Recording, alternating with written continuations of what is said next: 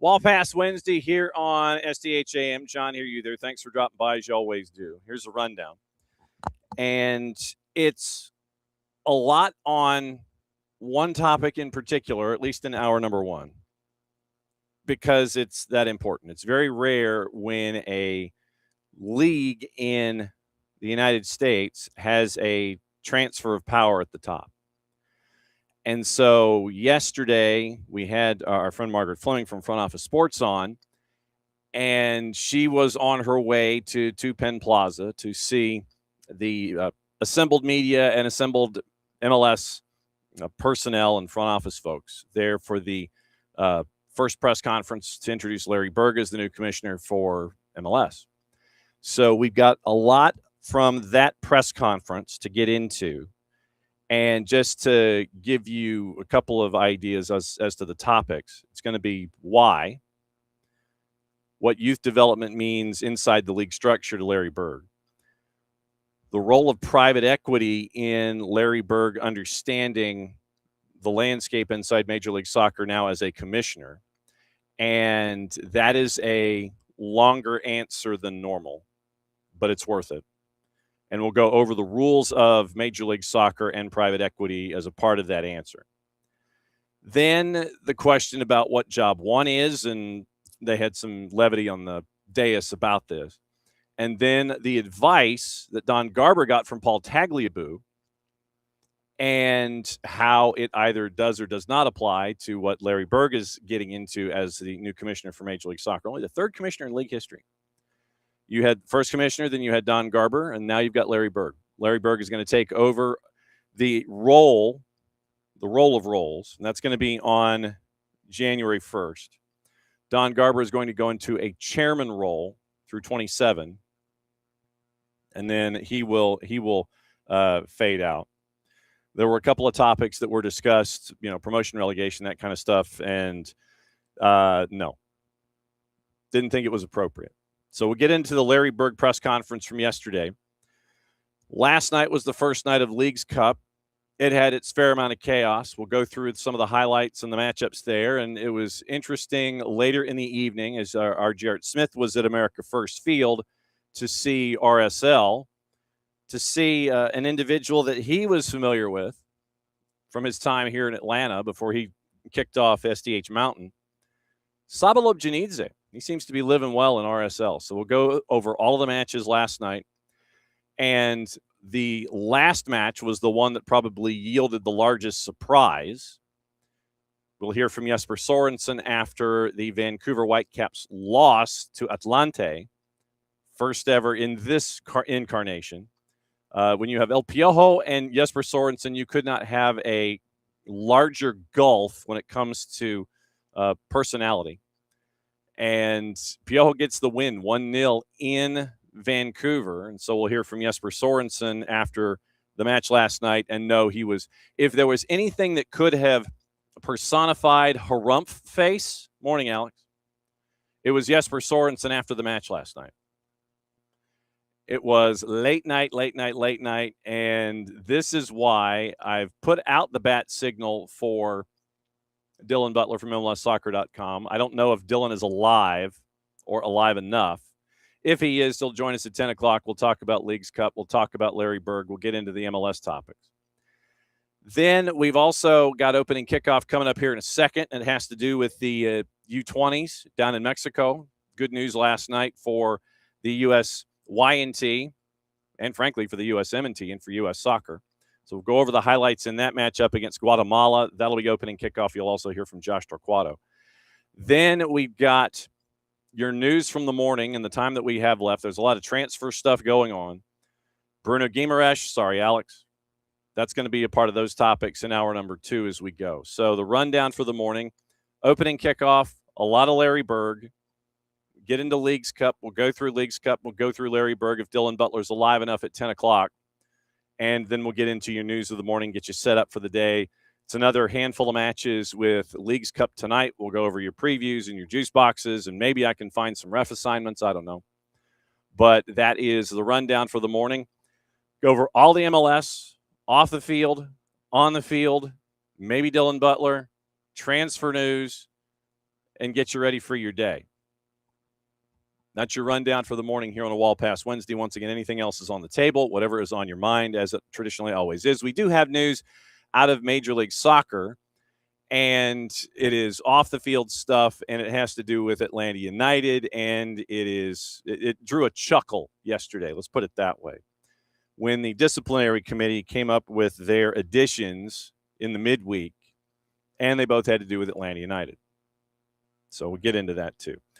All right, opening kickoff brought to us by our friends at Black Pitch Coffee and blackpitchcoffee.com, starting off your day with the most important stories in the game and the right way to start your morning. Black Pitch Coffee, part of the SDH community, showing up at events all over Atlanta. Try their home blend made with beans from Brazil, Guatemala, heavy-bodied, notes of walnut and semi-sweet chocolate, and a rich world-class finish. Black Pitch Coffee and blackpitchcoffee.com. And I guess I should change the font because I, by no stretch of the imagination, am Jason.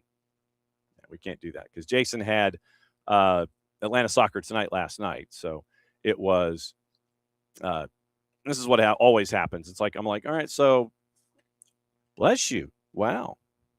Somebody sneezed. Wow. That's a big sneeze from the rowdy man. So the resident guardian is up and running this morning. And he's always mad that the way that the lights are structured here, the lights shine onto the bed. And so I have to figure out ways to block the lighting from the lamp so he can go back to sleep. And he just sneezed. So there you go. All right. Opening kickoff, we're going to talk about the YNT and what happened last night in Mexico. And Guatemala had a plan. And their plan was to try and slow things down and make it as start-stoppy as humanly possible and make it as contentious as possible. They certainly did that, and it was even more contentious after the match. They even had a 1-0 lead. But that 1-0 lead lasted the sum total of about 8 minutes, and then the U.S. moved on from there. And I mean that both literally and figuratively. So here's your highlights from what happened last night in the U20s in the quarterfinals. And once again, big night for the U.S. YNT and U.S. Soccer, courtesy of our friends at CONCACAF and FS2. Into the middle it goes, takes a deflection, and they score! The United States level on the stroke of halftime, and it is Brandon Days. Here goes Contreras again, switching back to this right side and beating his man along the end line. His cutback is roofed! Dean Klapia gives the United States the lead.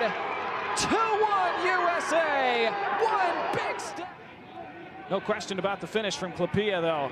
Oh, and it's threaded through, and Torquato's in for the United States. Josh Torquato scores! And they have a 1.5 in the under-20. All about this pass, the turn, and the layoff from Ruben Ramos, who might not make it 4 goals in 4 games tonight, but he has a great assist there, and one that... It's over. And there you go. U.S. advances. That's your short version. 3-1 the final. And we'll go over the numbers here in just a sec. After the match, CONCACAF caught up with Josh Torquato himself to ask about the win, advancing, and what it meant. Provided, I don't know. Maybe I need to hit the button to actually play the sound, John, instead of lay out the font. There we go. Here's Josh Torquato. It's a great feeling. We battled a lot. This game was very tough. Guatemala did really well in the first half to throw us off our game, but I think we felt very composed in the second half. We came out, we knew what we can do, and we did that, exactly that. We scored the 3 goals we needed, and now we're through to the next round. The second big step.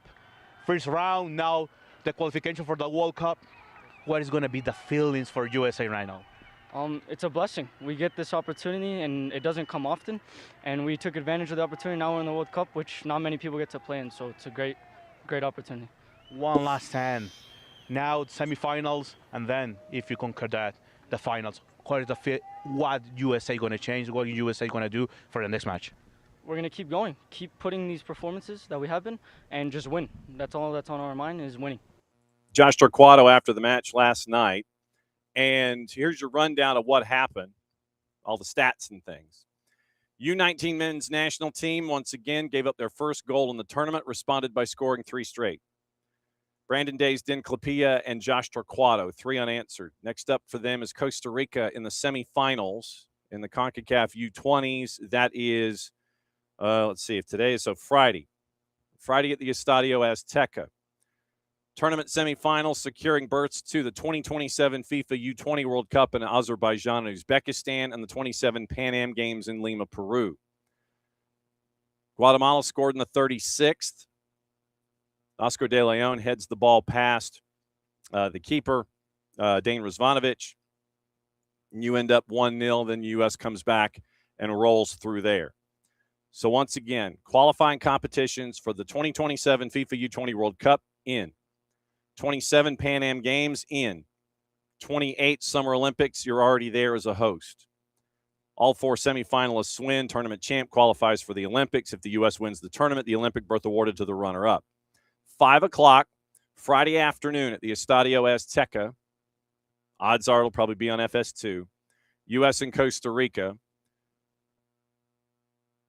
Final numbers from Estadio Universitario Buap. Days was unassisted at 45 plus 5. Clapilla from Jaden Contreras in the 68th. Josh Torquato 7 minutes later as Guatemala was chasing. When Ruben Ramos passes the ball to his left, there was no one within 10 yards of Josh Torquato. And Torquato at the time, I want to say, he was about 22 or 3 yards away from goal, near side edge of the 18, goes into the 18 and smashes it past the keeper around the edge of the 6. Starters were Razvanovic, Torquato, Chris Applewhite, Christopher Cupps, Brandon Days, Javon Mussenden subbed in for him for the final 30, Colin Gusky. Santiago Orharshabal started. Alexander Shaw gave you 11. Jaden Contreras, Cooper Sanchez started. Den Clapija, Dylan Vanny came in for a cup of coffee. Ruben Ramos, Braden Dunham on the bench for head coach Gonzalo Segares. 17 shots to 9 for the U.S. over Guatemala. Shots on target 5-3, 2-1 on saves. I would dispute that number because of really the great number of saves that both Alvaro Medrano and Kane Razvanovic made for their respective sides. It seemed to me like it was more than 3 saves that both keepers made on the night. But Medrano gets a lot of credit from me for keeping Guatemala in the match. Selvin Sagastume turned out to be a bit of a problem, no real surprise. So keep an eye on him and his future. Guatemala, like I said, they wanted to try to make sure that this match was as start-stoppy as humanly possible. They were very, very physical.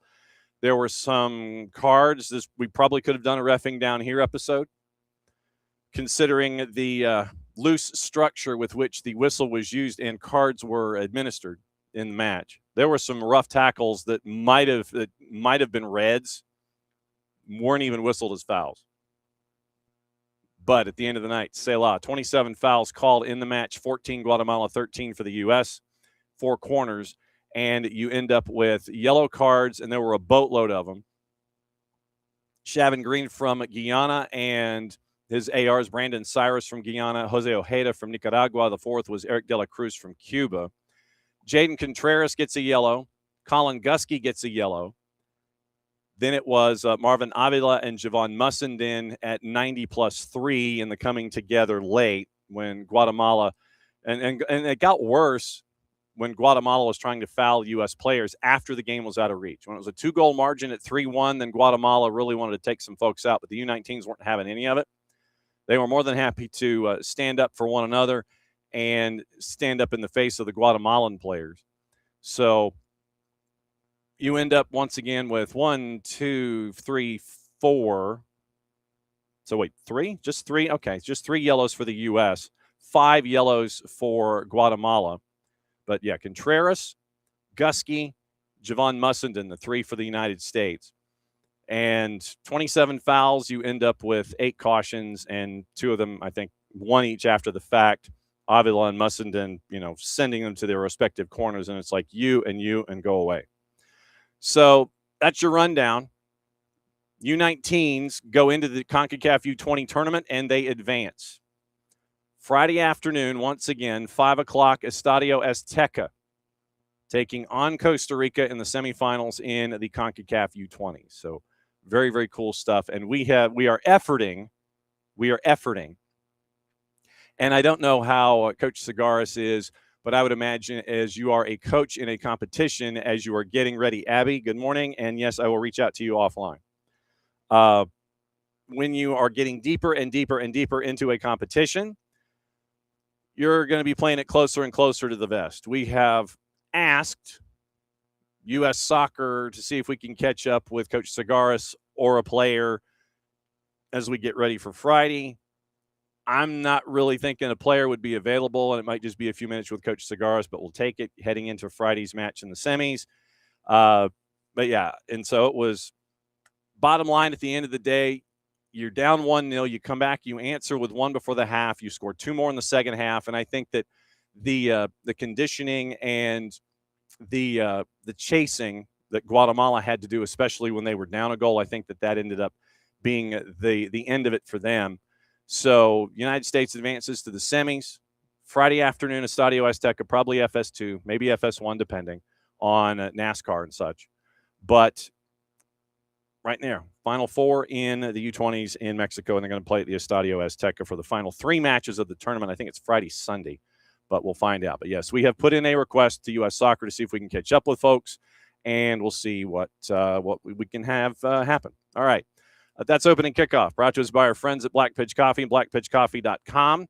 Starting your day with the most important stories in the game, the right way to start your morning. Black Pitch Coffee is part of the SDH community, showing up at events all over Atlanta. Try their home blend made with beans from Brazil and Guatemala. Heavy body, notes of walnut, semi-sweet chocolate, and a rich world-class finish. Opening kickoff, powered by Black Pitch Coffee, blackpitchcoffee.com. Friday, 5 o'clock Eastern, according to U.S. Soccer. Once again, let me get to my release here. So at Friday at 5 o'clock Eastern from the Estadio Azteca is the next matchup. I'm checking my list, checking, and where is it? Estadio Azteca, August the 7th, so that means 2 days from now, and then that's Friday. And I just saw this. I saw the silly thing. Where is it? I thought it said 5 o'clock on Friday afternoon. I think it's 5 o'clock on Friday afternoons, the semifinals. But Friday afternoon, that much I know. I thought I just saw this. I thought I said 5 o'clock on Friday. No, I know it's Friday, August the 7th. Fine. All right, CONCACAF, you win. All right. Let's see. You're going to give me any officials? All right. So matches, quarterfinals. Okay. So that's you win. And so keep moving. Semis. Yeah. So they're in the first semifinal. 5 o'clock, Friday afternoon, Estadio Azteca. It's 5 o'clock and it's 10 o'clock. So the winners from yesterday are the 5 o'clock, and the winners from today will be the 10 o'clock on Friday. I assume both matches, like I said, both matches should be on FS2. So there you go. All right. So 5 o'clock Friday afternoon, U19s. All right. Yesterday, it was one of those days for really sports in the United States. I'm not going to sit here and say just for Major League Soccer, but for sports, because like I said, it's very, very rare that you have a moment of succession and succession planning when it comes to the major leagues. And I mean that lowercase m, lowercase l, the major leagues here in the United States.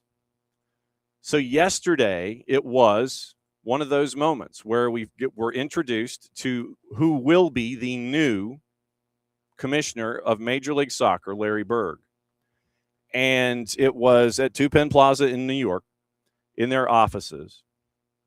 And so bunch of different things to look at here, and we're going to take a deep dive into it.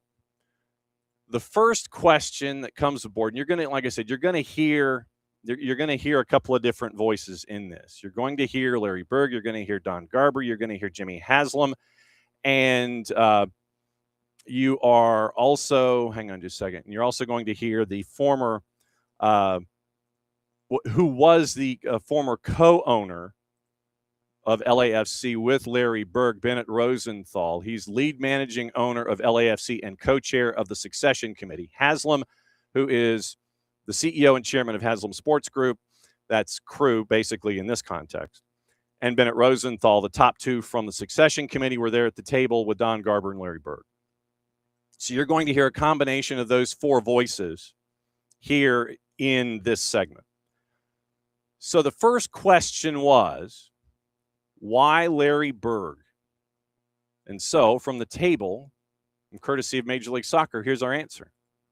Well, when you go back and look at the process, one thing that came out to all of us on the succession committee was we needed somebody who had a passion for the game. There was nobody who had a bigger passion than Larry. And when we say the word passion, Larry described this role as something he had a calling to do. So when somebody has a calling, that means they're really dedicated and they're really committed to growing it. As Larry's partner, I also saw his vision for the league, his vision for our club, but also his vision for our league and what our league could become. So this is something Larry talks about 24/7. I called it his greatest hits. There was always a view of where the league should go.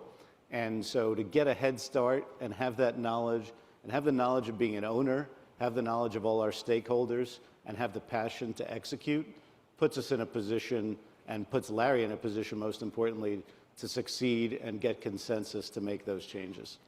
And once again, remember, Berg is going to be taking over as commissioner in January. Don Garber moves to a chairman position, and he will be there for the 2027 year, because you're dealing with the sprint season and then the first year of going fall to spring. Technically, probably late summer to late spring. There were a couple of things that Larry Berg, in his Q&A, revealed as a part of this. He never knew exactly why soccer was a passion, but he's always had a tremendous desire for soccer in this region to elevate, be better, ultimately maybe win a World Cup someday. That'll come up in one of the sound bites. He wants to win more games, Club World Cup. Admits with Don Garber's leadership, they've built MLS to something pretty extraordinary. Thinks there's so much more upside left, and he wants to see that come to fruition. And part of that growth has to do with development on the youth side. And he is a massive proponent of that, to see where what the United States has done on the youth side, what Major League Soccer has done on the youth side, see MLS Next Pro. So the youth development aspect of this, very, very important to Larry Berg. So as Bennett can attest at LAFC, youth development in MLS is very near and dear to my heart. I feel like we have the clay, we've built the foundation, we have, almost every team has an academy, most teams have an MLS Next Pro team. Every year we have more and more emerging stars that are coming through. The U.S. men's national team, about 75% of them have roots in MLS, similar to the Canadian national team. So the good news is we're starting from a really good spot, but I also feel like we can do a lot more. I feel like we can get more players, more minutes at a younger age, play at the highest level that we get to, continue to feed the national teams, continue to make this a soccer nation, ultimately win trophies, whether that be Copa or the Olympics or World Cups. So I feel really strongly that that's a place we absolutely need to dig in and focus on, and we owe it to all the young players to do everything we can with their development. And then this is also probably a good time to say that I also feel like U.S. Soccer is doing a lot in this area. I know they're restructuring college soccer, which is terrific, and they're very focused, along with FIFA, on youth development in this country, and I don't think we can do it apart. I think by putting us together, it's going to be a lot more effective, and I get to come in a time where that's really beginning to take root. So starting from a good place, but a lot more to do. He mentions youth development, and a part of that has to do with the new relationship that KKR, Colbert Kravis Roberts, has with their HSH, Hometown Soccer Holdings. For a minute there, I thought it was homegrown. Hometown Soccer Holdings. And I kind of, got into this with our friend Margaret Fleming from Front Office Sports yesterday, where KKR has come in and they are now tied to MLS Next Pro. And they want to expand MLS Next Pro into those markets that are not immediately tied to the home market of the parent club in Major League Soccer. So they would be looking for those markets like we see in Next Pro, like a Huntsville, like a Chattanooga, like a Greensboro, High Point, Winston-Salem, like you have with Carolina Core, like what you have with Connecticut United. And there was discussion from the New York area coverage of Major League Soccer and MLS Next Pro that NYCFC 2 would be falling into that aisle of the store where they won't be tied directly to NYCFC and that they might be playing in another market next year. Once again, we saw this with TFC2, Toronto FC2, when we had the discussion about Barrie, Ontario, where Barrie is going to be building their own barn, and they're going to be welcoming the Young Reds in a couple of years, and it's an hour outside of Toronto. So with what Colbert Kravis Roberts, KKR, there's going to be alphabet soup in this. With what KKR is doing with Hometown Soccer Holdings, HSH, trying to get folks to spread MLS Next Pro franchises away from the markets that currently have Major League Soccer teams, so that way they can sit there and say, well, their main footprint is here with their first team, but hey, their second team is here. Those kinds of things. You mentioned private equity and KKR and everything that they have been doing. They've been navigating a whole bunch of different aspects of business for a very long time. Larry Berg, in his history, is tied to private equity. This next soundbite is going to be long, and you're going to hear a bunch of different voices here. So, with Larry Berg being tapped, just in his history, once again, just to remind you of where he's coming from. He's got to sell his equity, obviously, in the transition. No time frame for that to happen. You had the succession committee, and Berg comes out as number one. He spent 3 decades at private equity's Apollo, eventually rising to senior partner. In 2023, he joined 26 North, the private equity firm backed by Josh Harris. Josh Harris, Crystal Palace, and franchises in Utah, the Mammoth, and so on. LAFC, when he became a part of that, he and the co-owners, including the man who was the number 2 on the succession committee in Bennett Rosenthal, they built that into one of the more valuable franchises since that's come online since 2018. Berg was 4 years as the team's control person. Then he ceded the reins to Rosenthal in January of 23 as a part of their planned 4-year cycle. But Berg's history is that of private equity. And this is where we kind of take a bit of a dive into private equity for a second. The question was asked of Berg, and you will hear Larry Berg, you will hear Bennett Rosenthal, you will hear Jimmy Haslam. You will hear 3 of the 4 folks at the table. And the question was asked of Berg about his history in private equity and what he thinks he has learned from his time there that can help in moving Major League Soccer forward when his time as commissioner starts in 2027. So you're going to hear a couple of voices. You're going to hear Larry Berg. You're going to hear Bennett Rosenthal, his ex-partner at LAFC, and then you're going to hear Jimmy Haslam. So those are the three voices that you'll hear in this. It's a little long, but it's worth your time. And we'll go over the private equity rules in Major League Soccer after this particular soundbite. But like I said, it's a little long, but it's worth it. I do think there's a lot of characteristics in private equity that do apply to other things, which is not a surprise. It applies to everything. It's about a sense of urgency. It's about rolling up the sleeves, being in the trenches, asking good questions, aligning people toward a common goal. There's a lot of parallels, and I had a lot of experience on many boards, which gives me a lot of experience in governance. And at the end of the day, this is a governance job with 30 owners and a lot of constituents.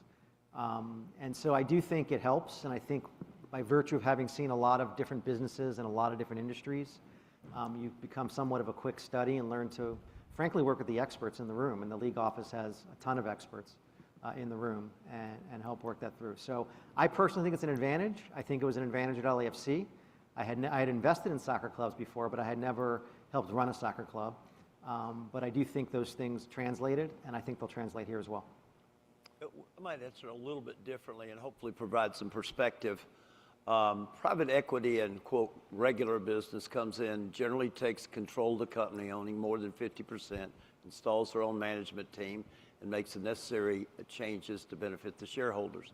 In sports, private equity is a great source of capital.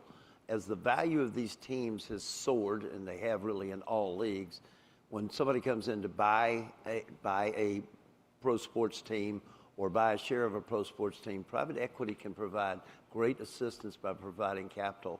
I think it's important to understand, though, in the sports world, the most they can own is 30%. It varies by leagues. The NFL's only 10. Most leagues are 30, and they have no governance rights. Let me say it again, they have no governance rights. So I think it's important for Larry to understand that. Some people have well, he's a private equity guy. Larry's a very broad-based business person, and I think it's important to understand the role of private equity in sports. I think it's worth mentioning because it was recent. We recently partnered with KKR on our MLS Next Pro League. I think that institutional capital, as Jimmy said, has entered sports, and we're really happy about that working relationship with KKR. And obviously, having had a 30-plus year experience in private equity, it puts me in a good position to work on specific things like that. I think one other thing, then I'll be quiet, we can go to the next one, Mr. Bennett can say something, is there's lots of partnerships and deals to be made out here. JT and U.S. Soccer, I think we're all convinced we need to work like this together. You know, how do we work with CONCACAF? How do we work with FIFA? How do we work with Liga MX? And Larry's skill set in making deals, doing transactions, I think will come in really, really helpful there. Yeah, we were fortunate enough to see a lot of people from a lot of different industries, and I think Larry's private equity background and the understanding of the factors of success, meaning people, process, and culture. It's what we built at LAFC.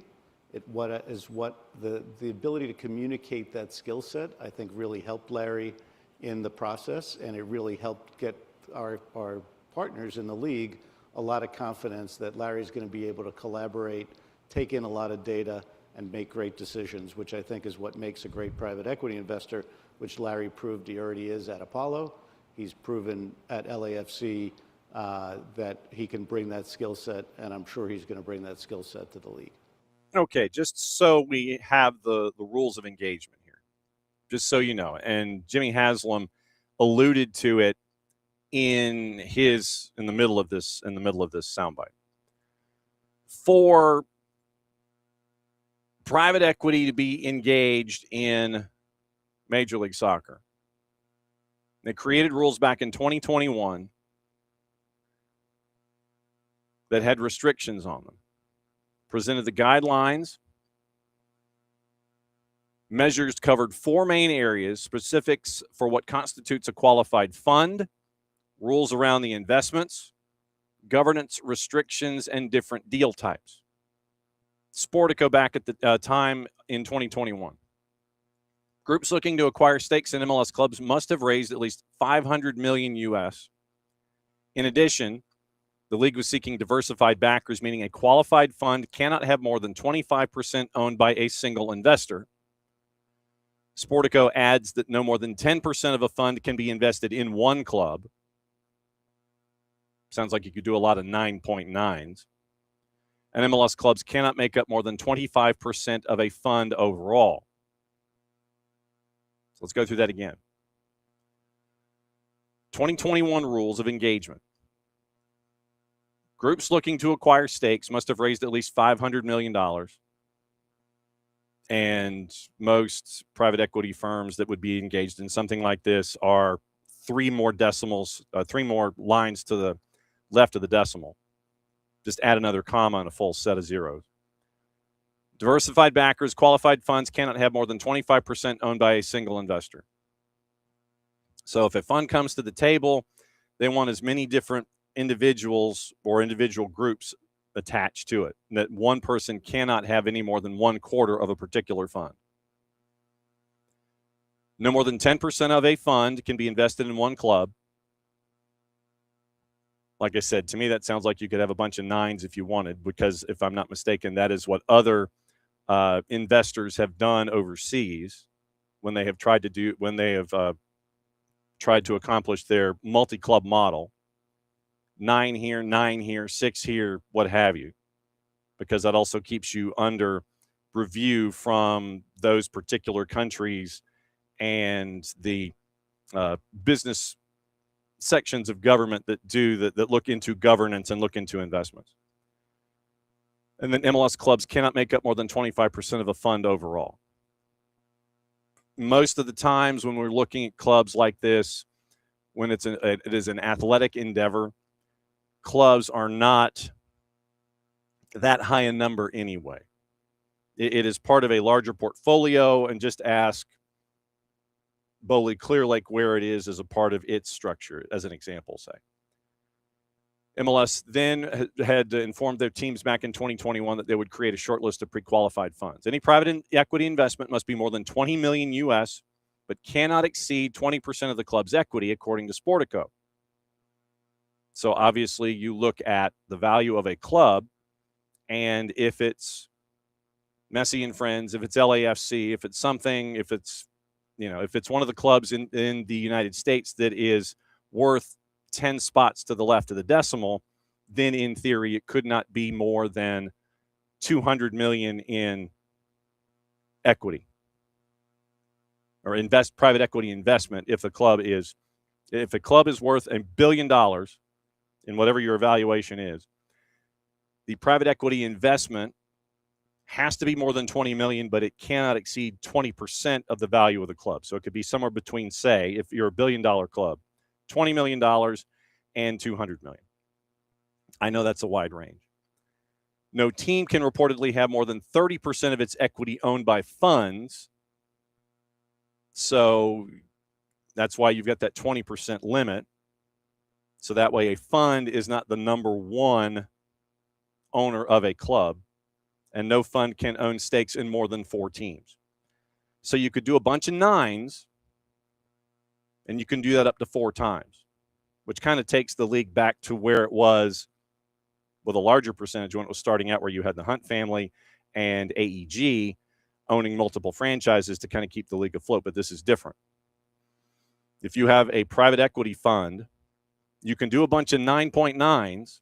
You can do that 4 times over, but you can't do it to any more than 4. If an MLS club secured a private equity deal, funds will reportedly not be allowed to have a seat on the board, be a controlling owner, or have voting rights beyond what's required by law. You heard Haslam get into that. Club's controlling owner must have first negotiation rights should a fund choose to sell its stake, and the right to compel a sale of the fund's interest in the event of a controlling stake sale. Funds can reportedly purchase either common equity or senior equity instruments that don't have debt features. Various requirements come after MLS owners voted back in 2020 to change the league ownership rules, allowing investment funds to take stakes in clubs, initially made in part to make sure that teams had better access to funds at a time when income had fallen because of COVID. And so they were looking for revenue streams to help make up the margins. And so those are your rules of engagement when it comes to private equity in Major League Soccer. Back in 2021, September of 21, Messi and friends announced that Ares had closed on a $150 million preferred equity investment. And that was part of the agreement that saw the remaining owners finalize the buyout of Marcelo Claure and Masayoshi Son's stakes in the franchise. So that's your private equity rundown there. Remember, though, at the end of the day, private equity is not in it for its health. They are in it to make money.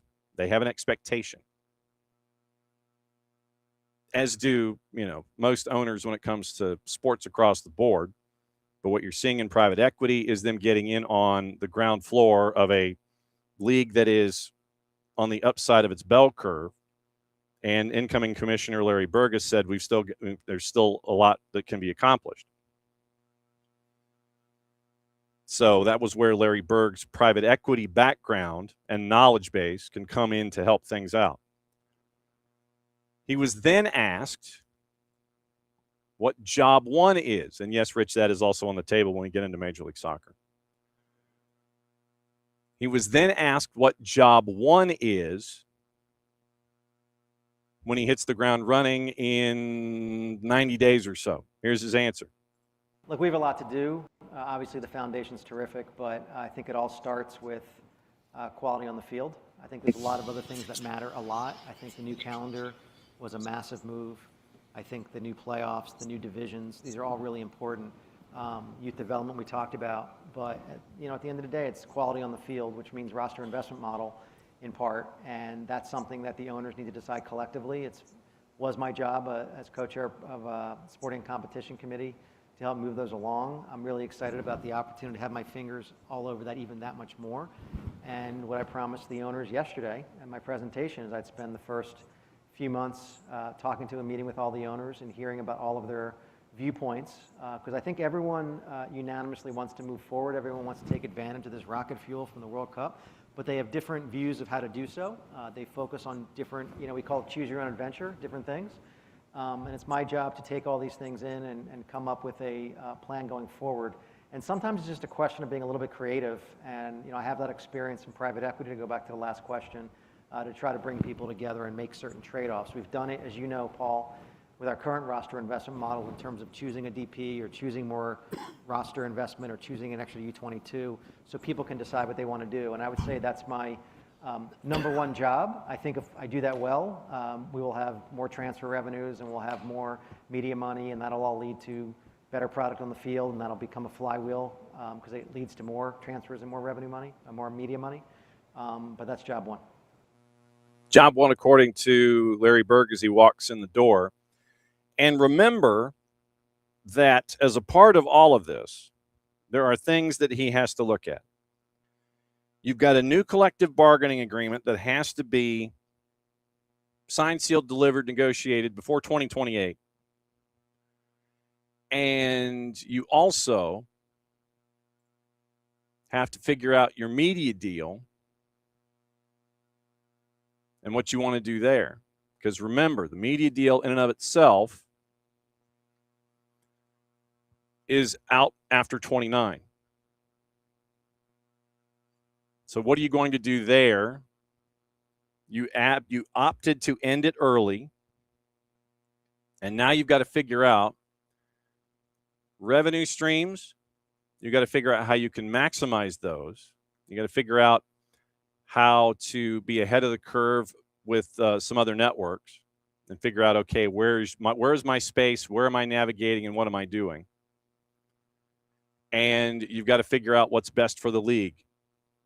Because what we have seen with the relationship with Apple TV is you are wall-to-wall with the competitions, you're wall-to-wall with Leagues Cup, you're wall-to-wall with the game coverage in and of itself.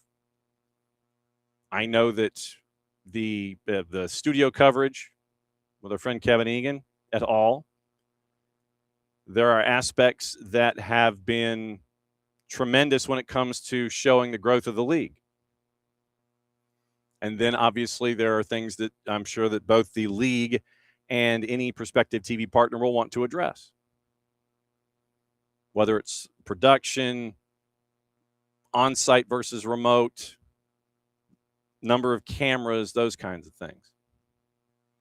So there are some production aspects, and I'm sure that there are some production elements of it as well that will probably need to be discussed to figure out how you can continue to add to the rocket fuel that Larry Berg talked about. One of the things I would imagine that they're going to want to discuss is the storytelling aspect. And if they are in a position to be telling stories, how you get those stories front and center and they don't get lost in everything else that you're trying to talk about when it comes to the league. Because you could go team to team.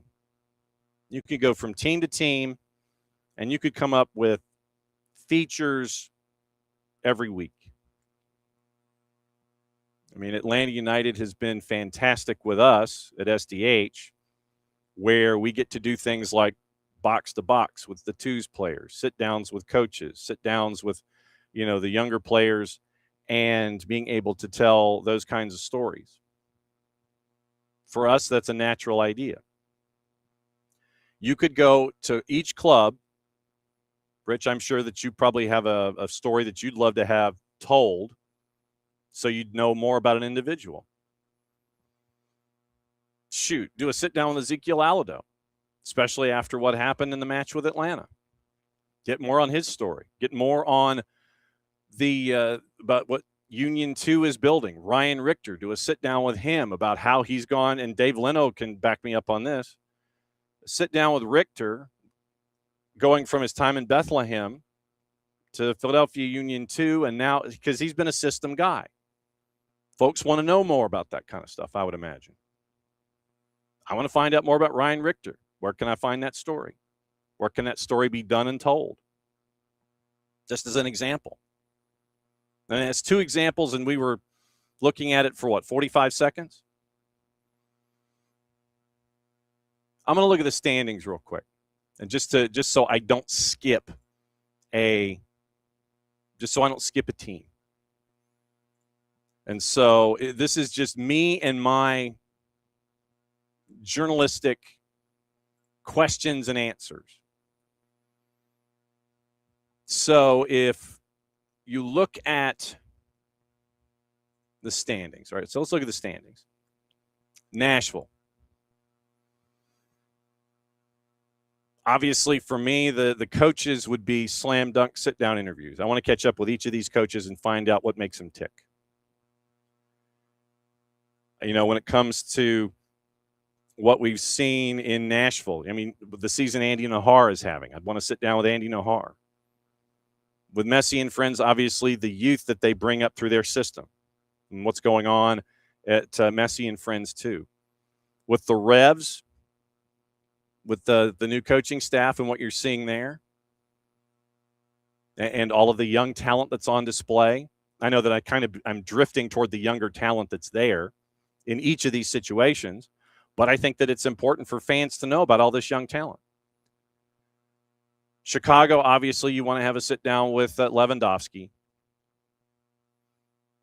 NYC, you want to do something on the new stadium, younger talent that's there with NYC. FC Cincinnati, if Dado Valenzuela is the Dado Valenzuela that we saw last night, that version, as opposed to the version that got in trouble in Hell is Real. And I know that I'm drifting kind of a lot toward MLS Next Pro stories, but you catch them early, then you follow their progression through.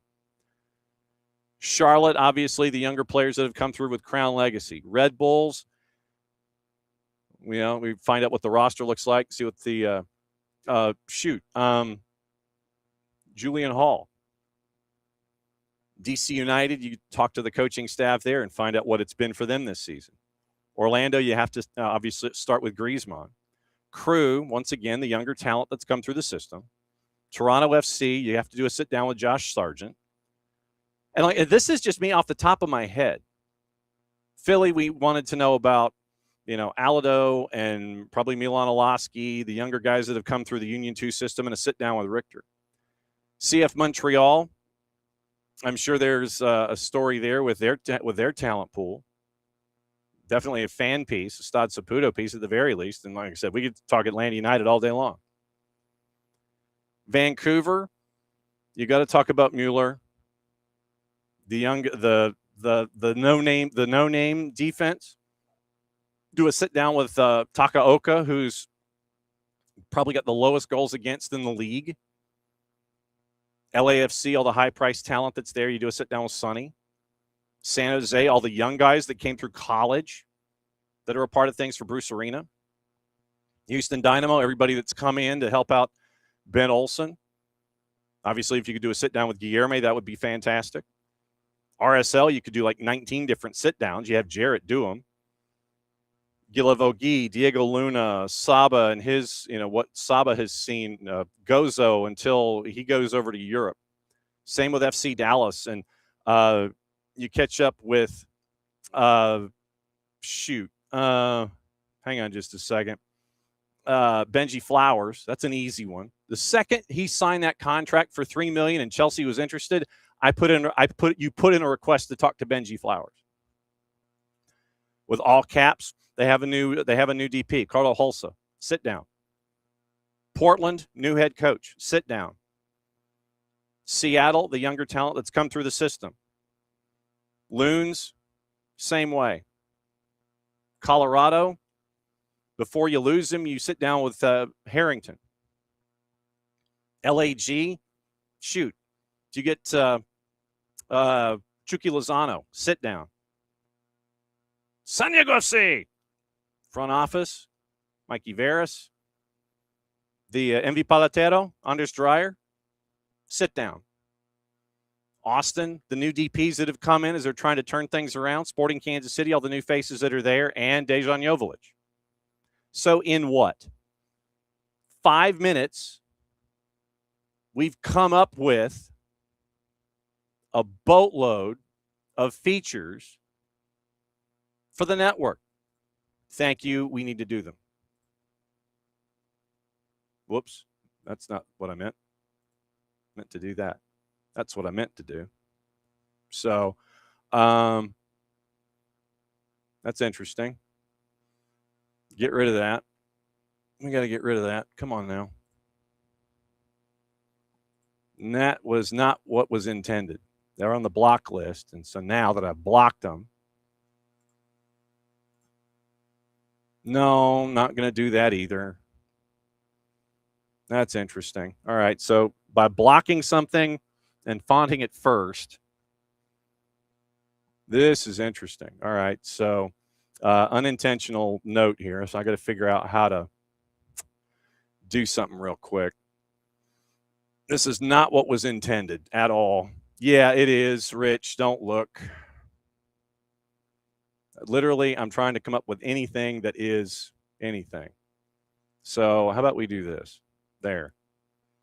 That was true. That is absolutely true. All right. So now that we're back to normal. That was what I needed to do.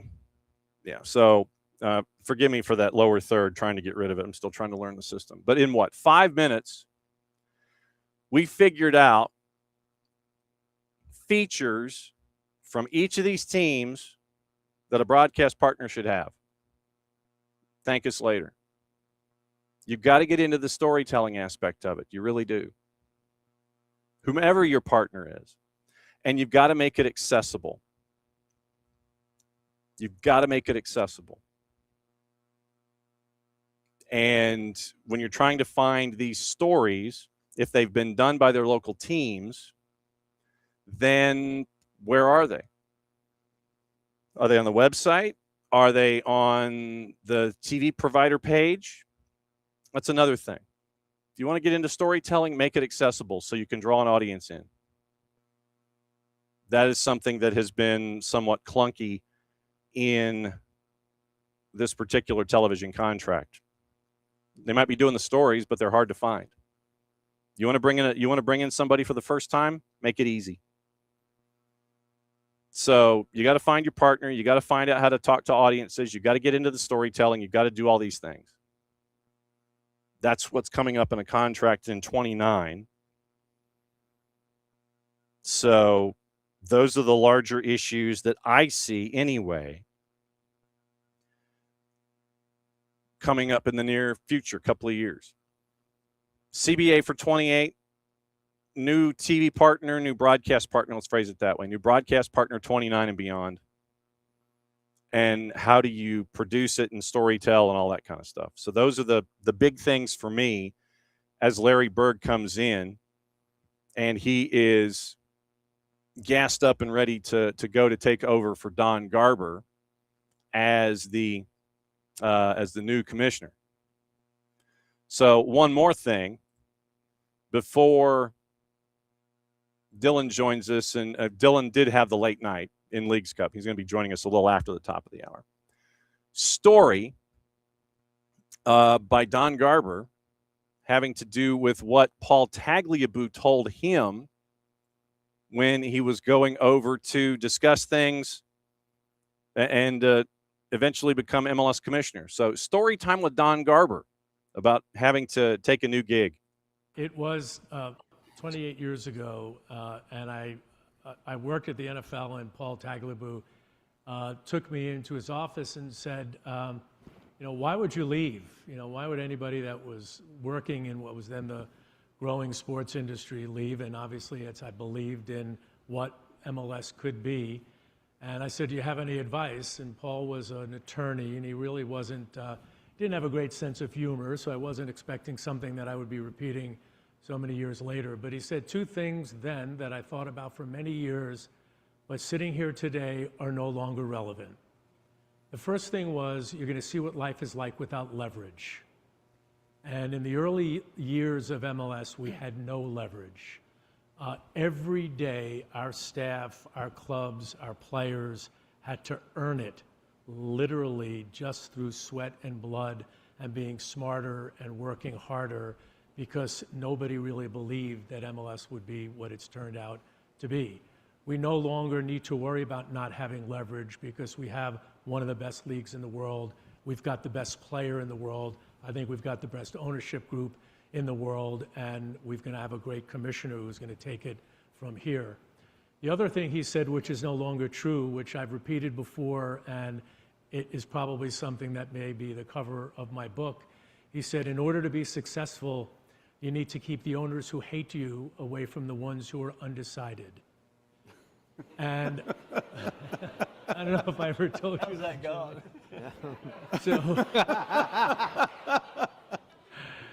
So what I would say today is they are so connected with each other, and they're so connected with our leadership and the rest of our staff. We no longer have to think about what we need to do to get them to align. They were proven through the succession process. They are aligned. Jimmy said earlier, it brought them all together in ways that probably hasn't happened before. So these are the things that power you when you least expect it. What I have said in bits and pieces to Larry, and we'll spend much more time together, is he and Allison are going to have to change their social life because their Saturday nights will never be the same. So get used to that. Allison, you and Larry, like Betsy and I. But Fridays and Sundays. But Fridays and Sundays you can have. Watch many, many, many games. And I know that you guys have been together for a long time. I've been so fortunate to be with my wife, who's been supportive for 41 years, 28 of those running Major League Soccer. But family is first for both of us, and family still needs to remain first. The second thing is that we in this sport have so many setbacks, but we live for the comebacks. And you're going to have a lot of setbacks, but you have to power through all of that to be this challenger league and challenger brand that we will always be, and I don't think that will ever change. And the last thing I would say is we now can go from strength to strength. We have so much to be proud of, and we have so much excitement and enthusiasm for what's next. It's no longer about having to fight every day to get recognized. We are strong and we are powerful, and you're going to make us even better than that. So, Paul, that's what I've said. That's what he said. So that's Don Garber's advice.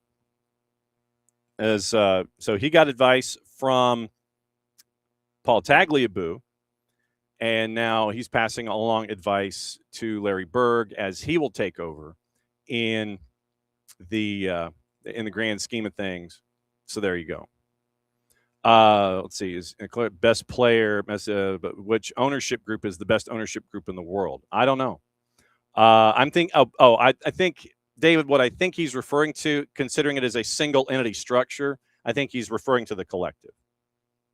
I think that since it's single entity, I think he's looking at it as an entire group.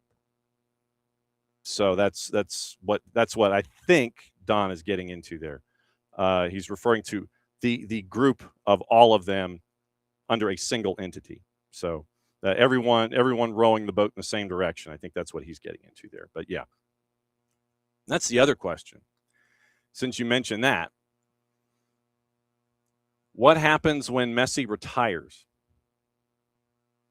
Because of, I believe his salary is at 27. I'd have to look it up real quick with the MLSPA.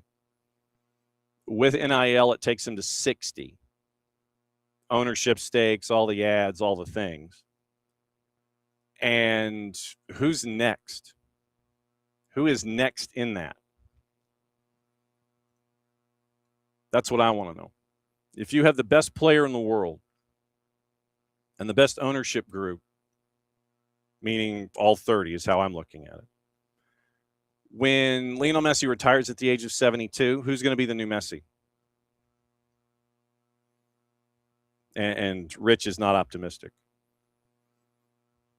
It goes back to the doldrums of being irrelevant. Harumph. I didn't get a harumph out of you.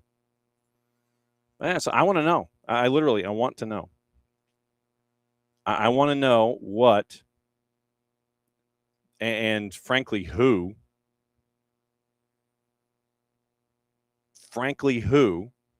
that next individual is that you're going to chase, that you think you can get. Legitimately, that's what I want to know. I want to know who you think you can get once the tin and pink and all of the other appropriate pastels retires. So, just as sleepy as the rest of us, we bring in Dylan Butler. You want to take a hydration break?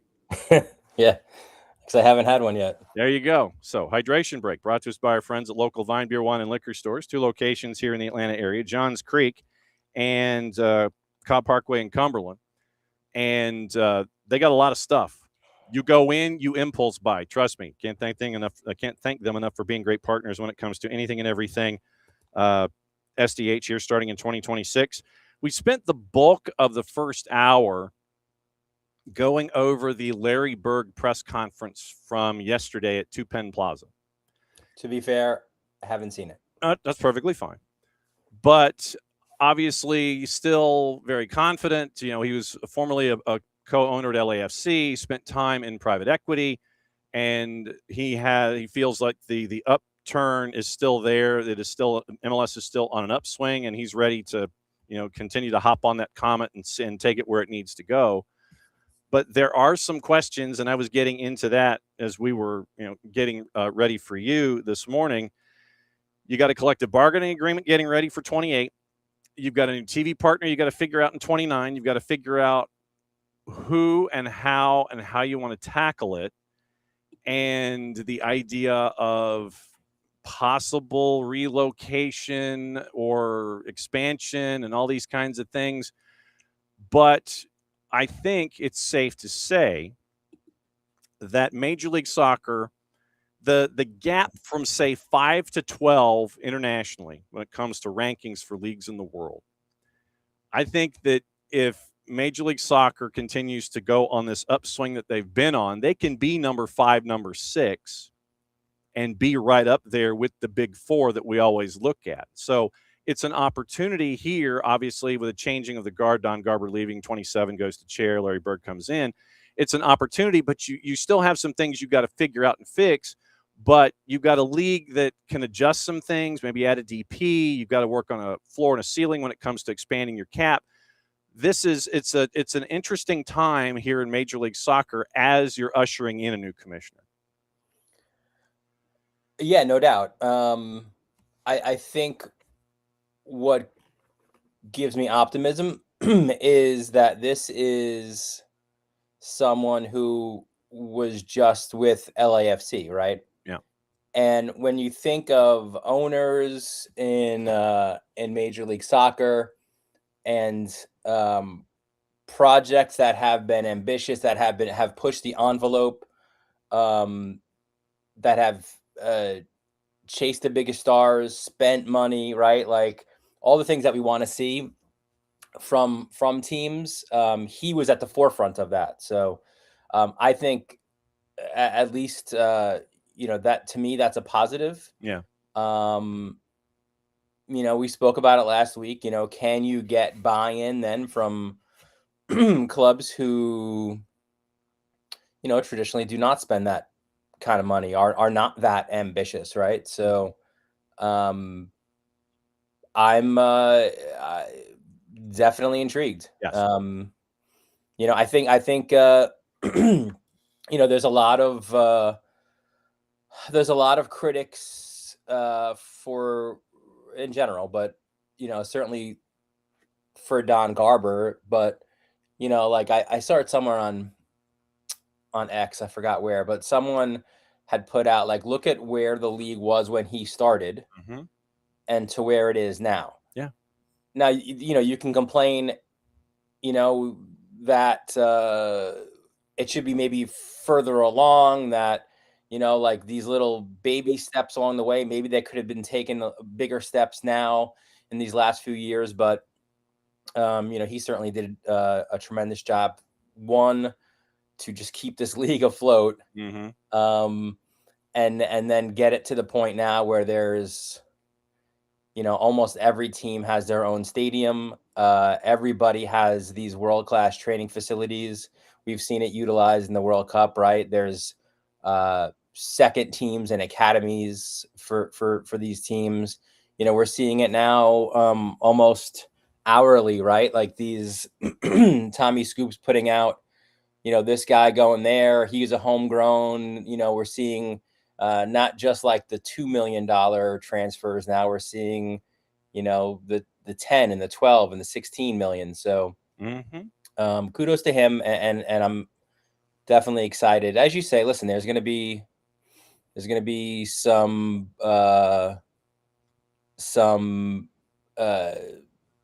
roadblocks or hurdles to get over for the new commissioner. There's no doubt about that. But yeah, it's I think he's an ambitious person, right? It seems that way, at least. So I think he's going to attack it, going on the front foot. When did we hit the switch on the U.S. homegrown transfers going from 7 figures to 8? I mean, I didn't get this memo. Literally, you go from Sebastian Berhalter and Max Arston, like 3.5 and 7.5. And now all of a sudden you're looking at Xavier Gozo, who's at 15. It's like, when did this switch get flipped? I did not get this memo. It's like all of a sudden you're now getting 8-figure transfer interest. Lucas Harrington, another one that's an 8-figure. It's like, when did this happen? Just literally, it feels like overnight, right? And that's great. We want to see that. We saw that with Alphonso Davies years ago, but that was an outlier at the time. And now, we're seeing these guys, hopefully, I think if you're like a certain age and you've reached a certain amount of first team minutes and then also played for your country, like that ticks off a lot of the boxes to get it to the 8 figures. And that's what we're seeing now with, Gozo and Harrington. And it's awesome. Yeah, I did not get this memo. It's like, yes, we're now going to open up this door, and now they're going to get 8-figure transfers. It's like, damn, when did this happen? last night Leagues Cup after we get you your second cup of coffee Okay. and Yeah. get you ready. Get you I ready. can sip. Yeah, just go. Don't worry about me. Last night, and we got highlights and posts, and we'll play that in a bit, obviously. Nothing like match day 1 of Leagues Cup sitting there and going, okay, banger, upset, chaos. Yeah, so it was out there last night in match day number 1 for you. Yeah, I think it ticked off almost every box that you would expect from Leagues Cup, right? Like, Evander scores another banger. The Ohio teams do their thing. Charlotte does their business kind of just methodically, right? Nothing, you see that game, and I had a couple matches on at the same time. Archie Goodwin, it wasn't like it was their stars doing their thing, which you want to see. And then Tigres RSL, that was a match that you kind of circled like, all right, this is going to be a fun one, and it was, and a PK shootout that was certainly interesting. A lot of pointing in directions. Yeah. Well, but when you have Nahuel Guzman in net, Yeah, who is he's a half bubble off plum, as they say in the South. And what I mean by that is like, when you have a carpenter, those levels that you used to have when you would figure out if something was flat, right. If it wasn't a flat piece of wood and it was off center a little bit, it would be that bubble the liquid bubble would be right in the middle. It would be off. And so you're like a half bubble off plumb, PLUMB, being flat. And so, if you're a carpenter in the Southeast, they sit there and go, he's a half bubble off plumb. He's not quite right.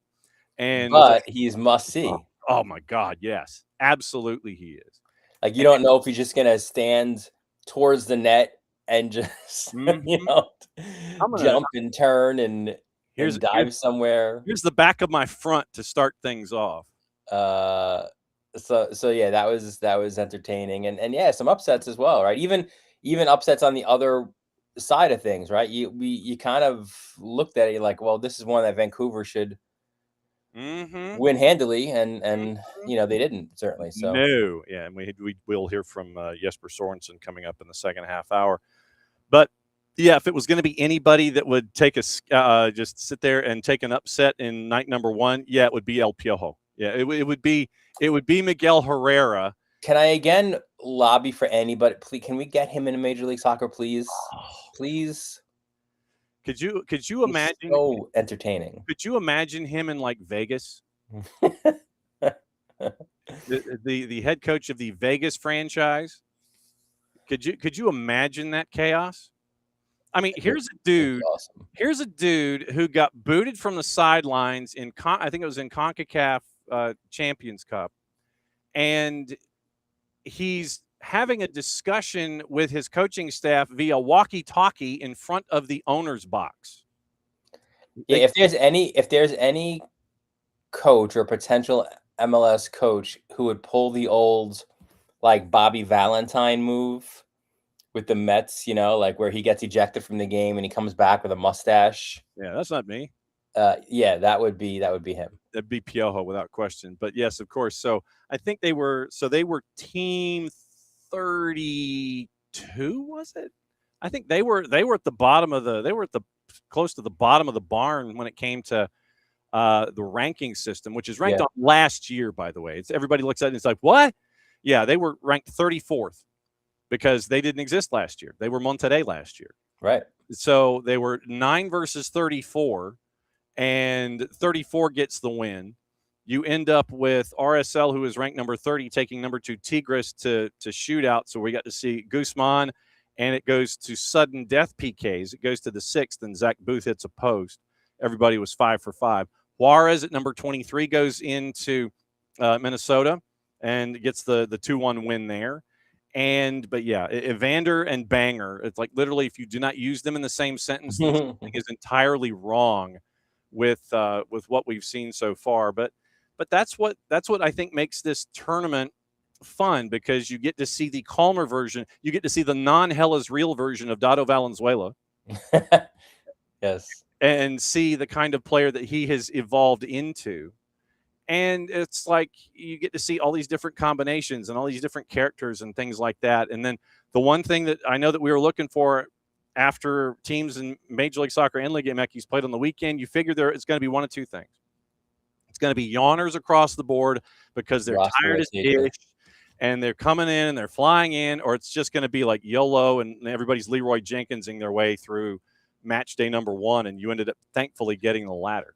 But that's the thing, you can't really do that, right, in this competition, because if you lose that first match, yeah, with only 4 teams in each league table getting through, you're screwed. Yep.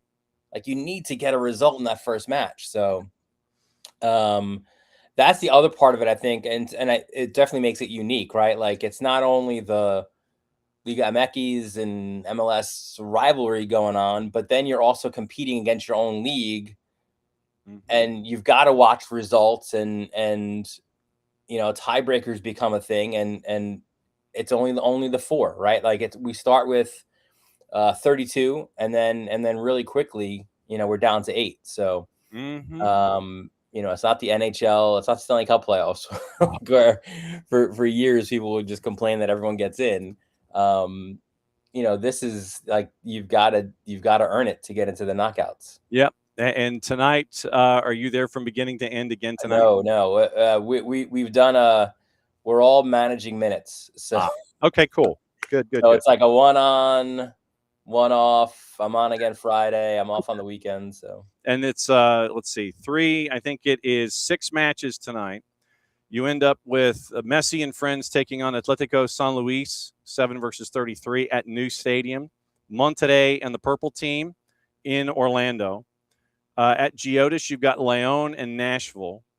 In Mansfield Stadium, Suburban Metroplex, FCD is going to be playing Querétaro there. We know the owner of Querétaro, so it'll be interesting to see that matchup. Toluca, ranked your top seed Toluca, home at home, and this is the other thing I wanted to discuss with you quickly, is that you've got home games for Liga MX this season. Love it. I do too. I think I would like to see that increased in if this competition continues in years, in further years, I'd like to see more than just 4 home matches. Yep. And this is a bucket list item for me, because I've been to the Azteca. So that one for me, that one was taken care of. I did that in CONCACAF Champions League. Nice. Estadio Nemesio Diaz, where Toluca is, that to me is a bucket list item, just because of the atmosphere and the energy and what you can experience there at Deportivo Toluca. That one for me, and watch it tonight. It's on Apple, Unimas, and FS1, so it's across the board. That one would be my recommended later night viewing, is that one at Toluca, and LAFC finishes up against Chivas tonight at BMO. So before you collapse, are there any games on the schedule tonight that you're going to watch? Yeah, I mean, I'd like to what you just said, right? Like, I'd like to see that one. Toluca, Seattle. Seattle's interesting. Like, you can almost wonder, is Seattle gonna be the LAG of this year's Leagues Cup? Where it's just looking terrible for you in the league, and now you take a little bit of a break from that, and you can attack this tournament the way that the Galaxy did last year. And listen, LAFC, Chivas, like, that's that the atmosphere is going to be unbelievable. But that is interesting. I didn't know that you went to Azteca for champ. So we both have a foreign road Champions Cup experience. Oh, yours was? I was like OG on this. Okay. I was clearly the only reporter for this one, but it was Red Bulls and W Connection at Manny Ramjohn Stadium in Marabella, Trinidad. Fantastic. Yes. That's fantastic. I feel like Richard Kind all of a sudden. That's fantastic. Oh man, that's a good. See, now that's the kind of stuff that I want to figure out a way to do it at some point, is to go to those completely and totally random stadia that are just kind of off the beaten track and sit there and go, yep, went there. By the way, the get in tonight at BMO for Chivas and LAFC. 4 bills. No, actually, supporters section resale 211. You want to sit in 216 row W. Get in is 227. Okay. So it's not bad. It's not bad. And, you still have some, you still got some work to do. You might not have to pay your car insurance for a month or something, but it's manageable. So you get the day off. What are you doing? I'm not off. Well, you ain't working tonight is what I'm saying. Correct. So MLSsoccer.com, what up? I don't know.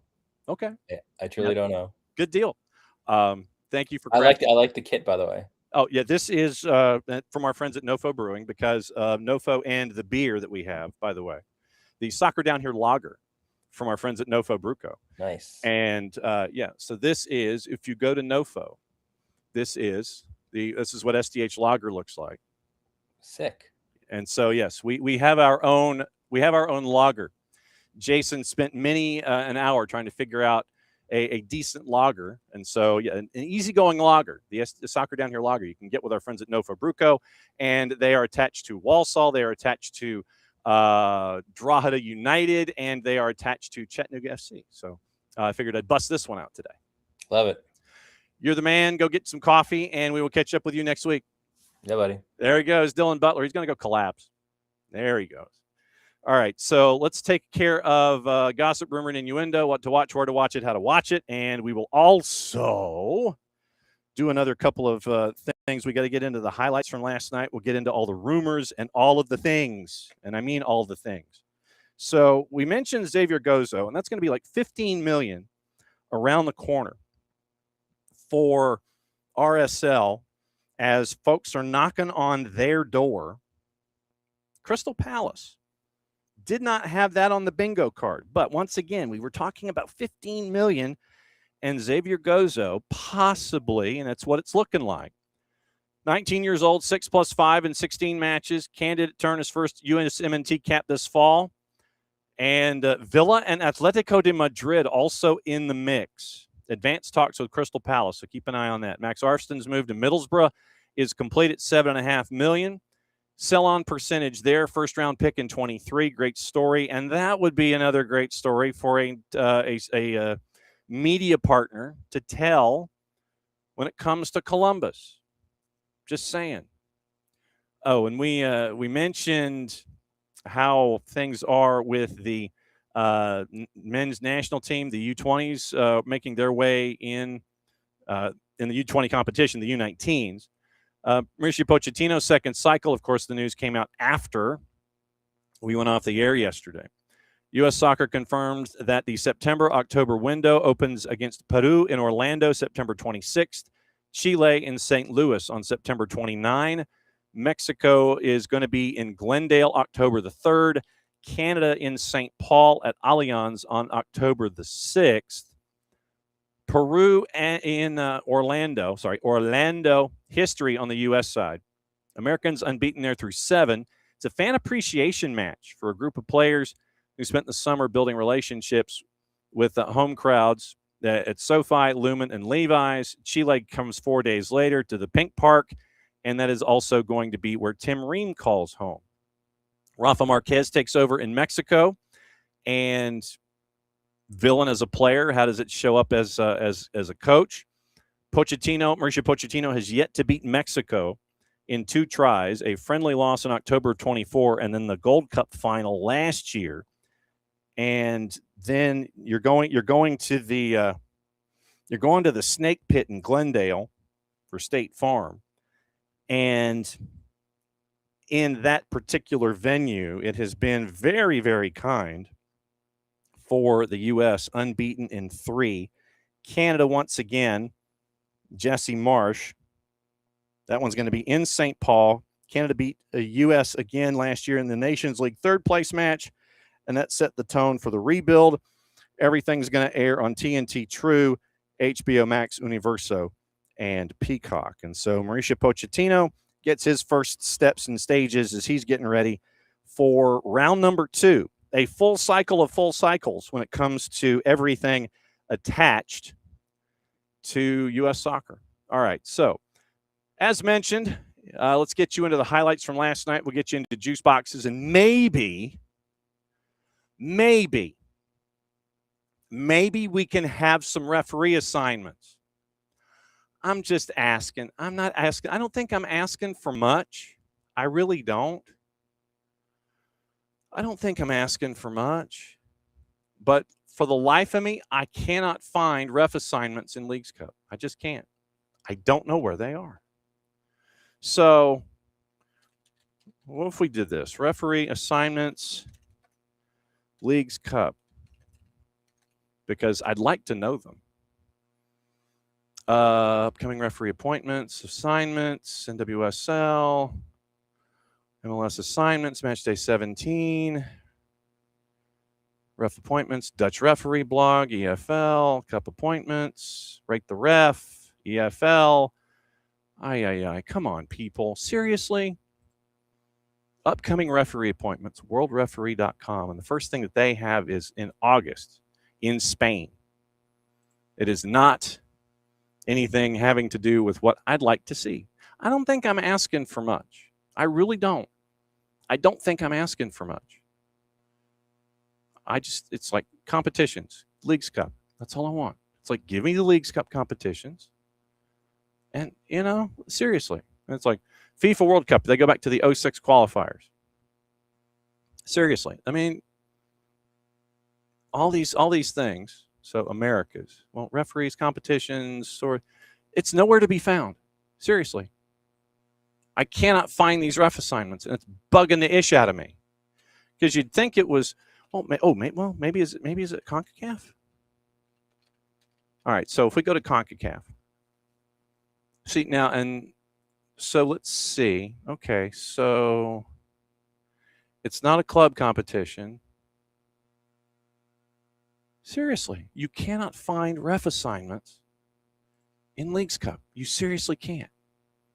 That's annoying. I'm sorry, but that's annoying. Okay, let's go through the matches from last night.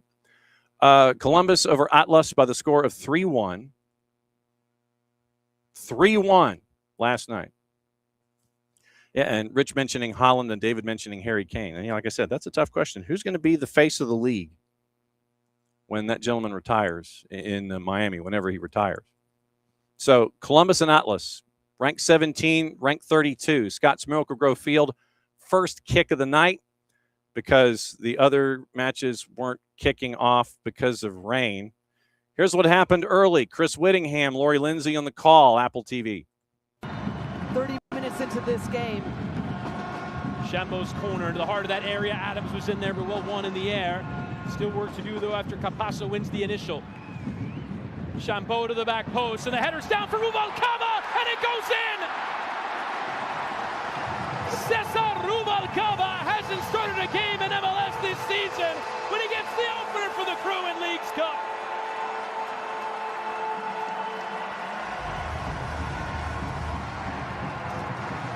And we had just said, all the possession opportunities, you have to start to put something on frame, test the goalkeeper Vargas for Atlas. Well, this delivery is excellent to the back post, but that is a textbook header from Rubalcaba just to get up through traffic, knocks it down to the far post, doesn't need to get a ton on it, right in the mix, and they keep it alive, do such a good job to not allow. Rubalcaba, Zawadzki, and Mendez. Bryce Mendez continuing to make early fantasy owners happy. 3-0 at that point. Sean Zawadzki, an own goal in the 67th. Team 17 beats Team 32 by the final of 3-1. That one was at Scott's Miracle Grove Field last night. Game number 2 on the board, Cincinnati and Pachuca at TQL. Team 6 in the rankings, Cincinnati. Team 20 in the rankings, Pachuca. And as we mentioned with our buddy Dylan Butler, really all you got to do is go banger, and you know who it is. And the pressure of this opening game, which he told us is everything. You don't get points on opening night. In this format, you are essentially done. As we watch the touch by Valenzuela, and a strike, go! Oh, he's done it again! Guess who? Evander! Turning the tide with a lightning bolt, and what do you know? Cincinnati levels at 1.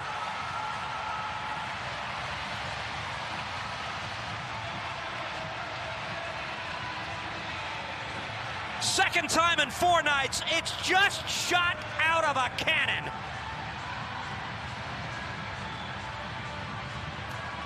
He doesn't score simple goals. It's as simple as that. Every one of the goals he scores could be a contender for goal of the season. But it's just as though he knows when he leaves his foot, it's going into the back of the net. You're talking about Moreno, the captain of Pachuca. There you go. Kanji and Danny on the call. Evander, banger, and goal on the board in the 18th after Alcaraz had scored in the 8th. That evened things up. Buca scores in the 39th, 2-1 at the break. Kenji Bombadem scores with 20 to go, 3-1 your final. Cincinnati full points on match day number 1. Juarez and Minnesota at Allianz, and it was a back-and-forth game. Castillo in the 22nd for Juarez. Tomas Shankalai in the 34th for the Loons. All the action happened in the first half. 4 minutes later, the match was no longer tied when you have Estupiñán on the field. And this is Neil Sika and Kendrick St. Aubin, Apple TV and Leagues Cup. Leo was not happy when he was subbed off in the first half. Estupiñán is in. Estupiñán slams it through.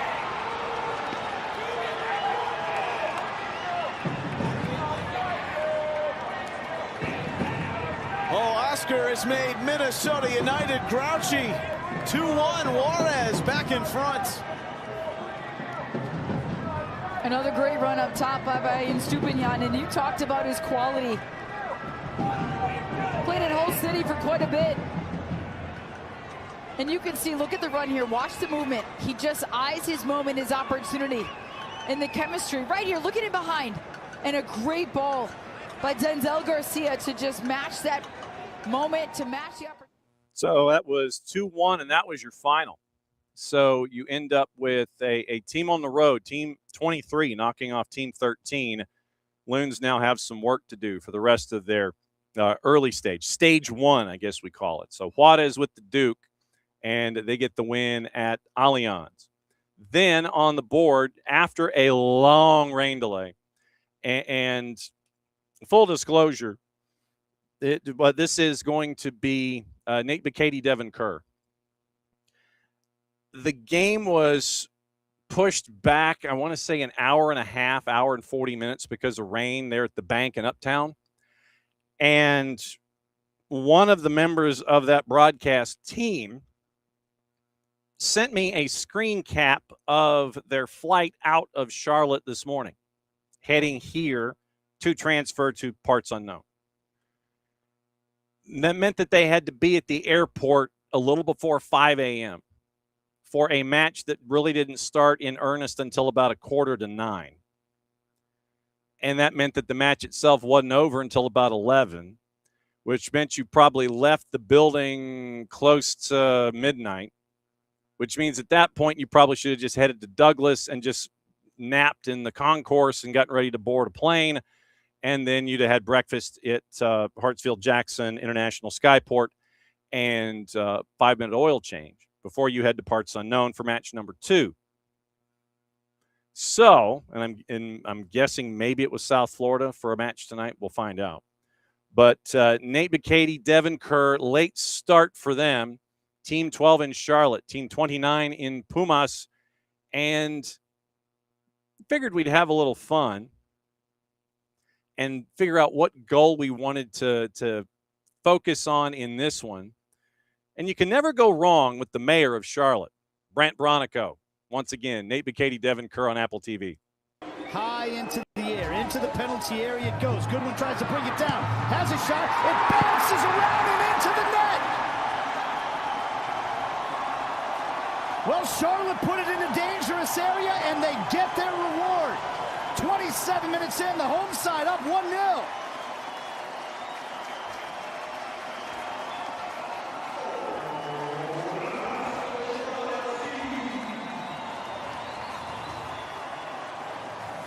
Very successful early on for Charlotte. Pockets centrally, and certainly full utilization of the width. In this build 3 mechanism that has been Charlotte, and Dean Smith's athletic squad, really well done by Aloko and Will Cleary to provide. Goal on the board by the mayor on the slam dunk, Brant Bronico. In front of about 22,000 last night in Charlotte, Team 12 over Team 29. Bronico, Archie Goodwin, and then Tiger Smalls from the spot with 12 to go. 3-0. Charlotte gets full points. Rubiel Vasquez was in the middle. Chris Elliott, Nick Uranga, your ARs. Kacha Garcia, your fourth. Jose Carlos Rivero and Shirley Pareo upstairs. So that was how it looked last night in that one that started late, finished late. Tigres and RSL. Jarrett was on hand for this one at America First. Tigres ranked number 2. RSL ranked number 30. And like I said, when we had Dylan on, it was dealing with Nahuel Guzman and his shenanigans, one of the true characters of the sport here in this hemisphere. And it was a bit of a back and forth. Brunetta scores in the 6th, and then you had a really cool moment happen 10 minutes later for RSL. Long time coming to the equalizer. Max and Dunny on Apple TV. Saba. Back of the 18-kilo bogey. Got a piece of it. Sets it back. Ruiz! And there it is. You just mentioned it. Firepower off the left boot. Pablo Ruiz is back and back with a bang.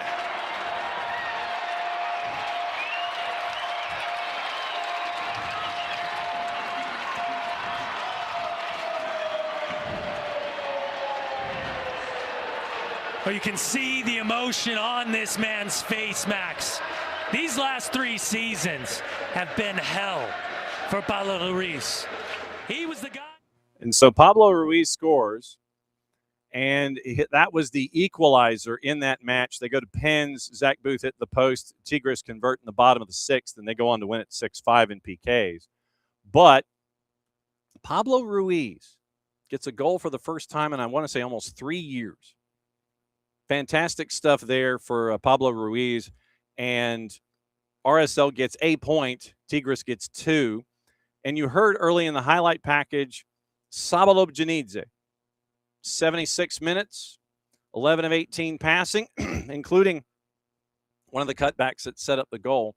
Created 3 chances, had 1 big chance created, had a block and a defensive contribution, 34 touches, 5 touches inside the 18, 1 successful dribble, accurate cross, accurate long ball, 5 corners, and he had 1 pick and 2 recoveries and also won a duel last night. So Saba looks like he is having a good time in RSL in front of our Jarrett Smith. And so if you don't have, if you have yet to follow Jarrett on the social medias, I would recommend that you do so at Jarrett_Smith. Pretty much anything going on inside America First or in Harriman at Zions Bank Stadium involving the Monarchs and the Royals, he's there. So Jarrett saw this one last night. He was there for the full breakdown.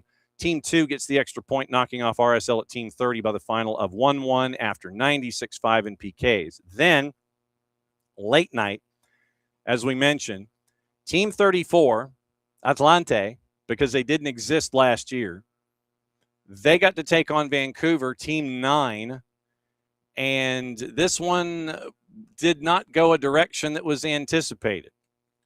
It was a goal early on for the visitors, and they would get the Duke in this one. Once again, Apple TV, and on that surface, it was, like I said, Atlante gets the goal, and they would eventually get the win at BC Place. Dangerously in front, popped up in the air by Ocampo. Now a chance for Julio, off the post and in! Johan Julio puts Atlante on the board in Leagues Cup. and it's 1-0 for the visitors. That is a fantastic individual effort from Johan Julio. Able to bring it down from the sky, keep control, turn on it, and fire. Snaps it off the post. Bomer at full stretch. Blake Price and Paul Dolan on the call north of the border. And then, obviously, as Team 34 and Piojo, and I said, could you imagine Piojo in Vegas? Piojo in Vegas, that might be worth something. But Piojo in charge with Atlante. And so then after the match, Jesper Sorensen was asked about what went down, and obviously he wasn't happy about it. Yeah, the first half was there was not many chances. We tried to see if we can get some openings. We had difficulties with that.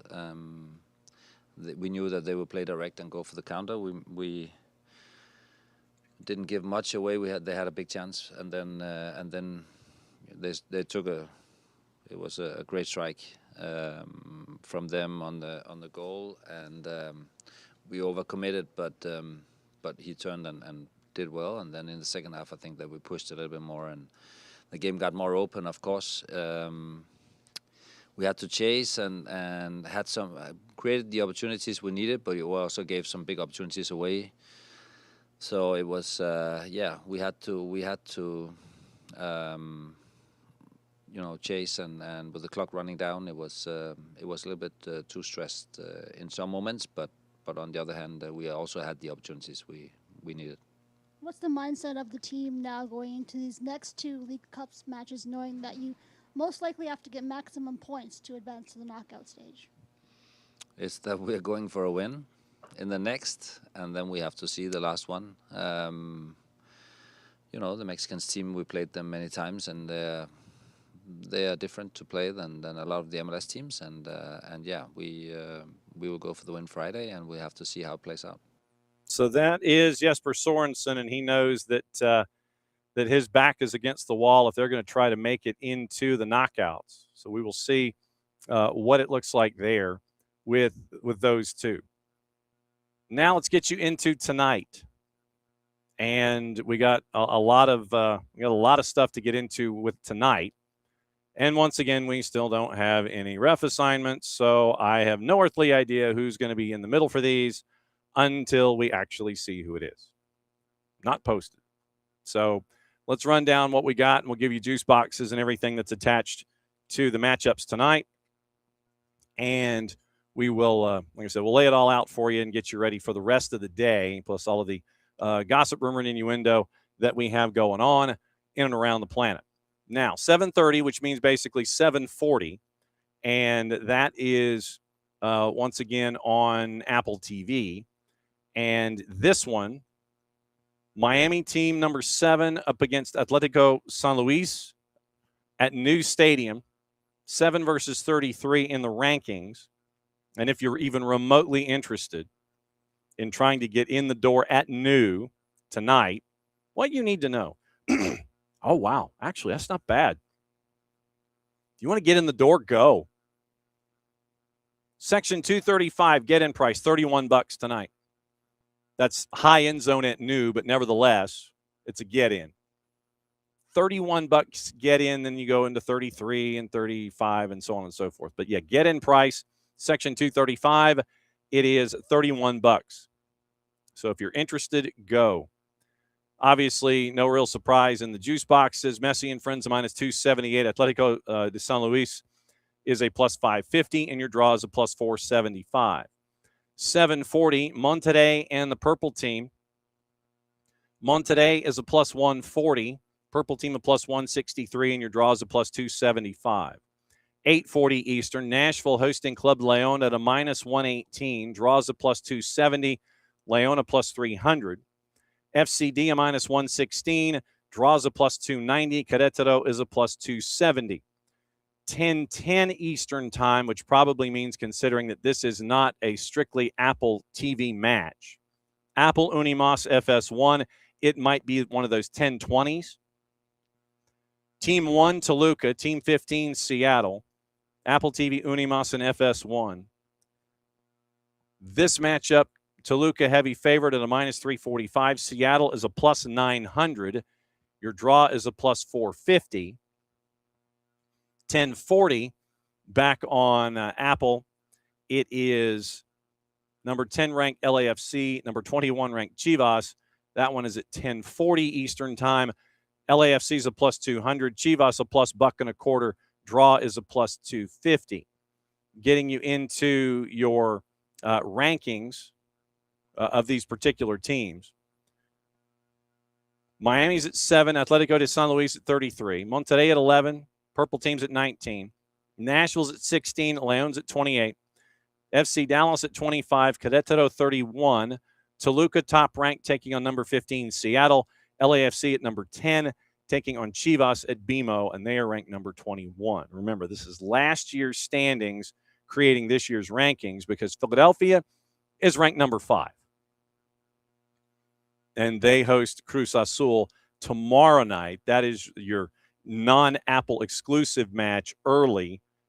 Apple, FS1 and Unimas, Cruz Azul, and Philadelphia at Subaru Park, but that's tomorrow. So 6 matches tonight, 2 at 7:40, 2 at 8:40, 1 north of 10 o'clock, probably closer to 10:25 if it's on an FS1, and then 10:40 with LAFC and Chivas.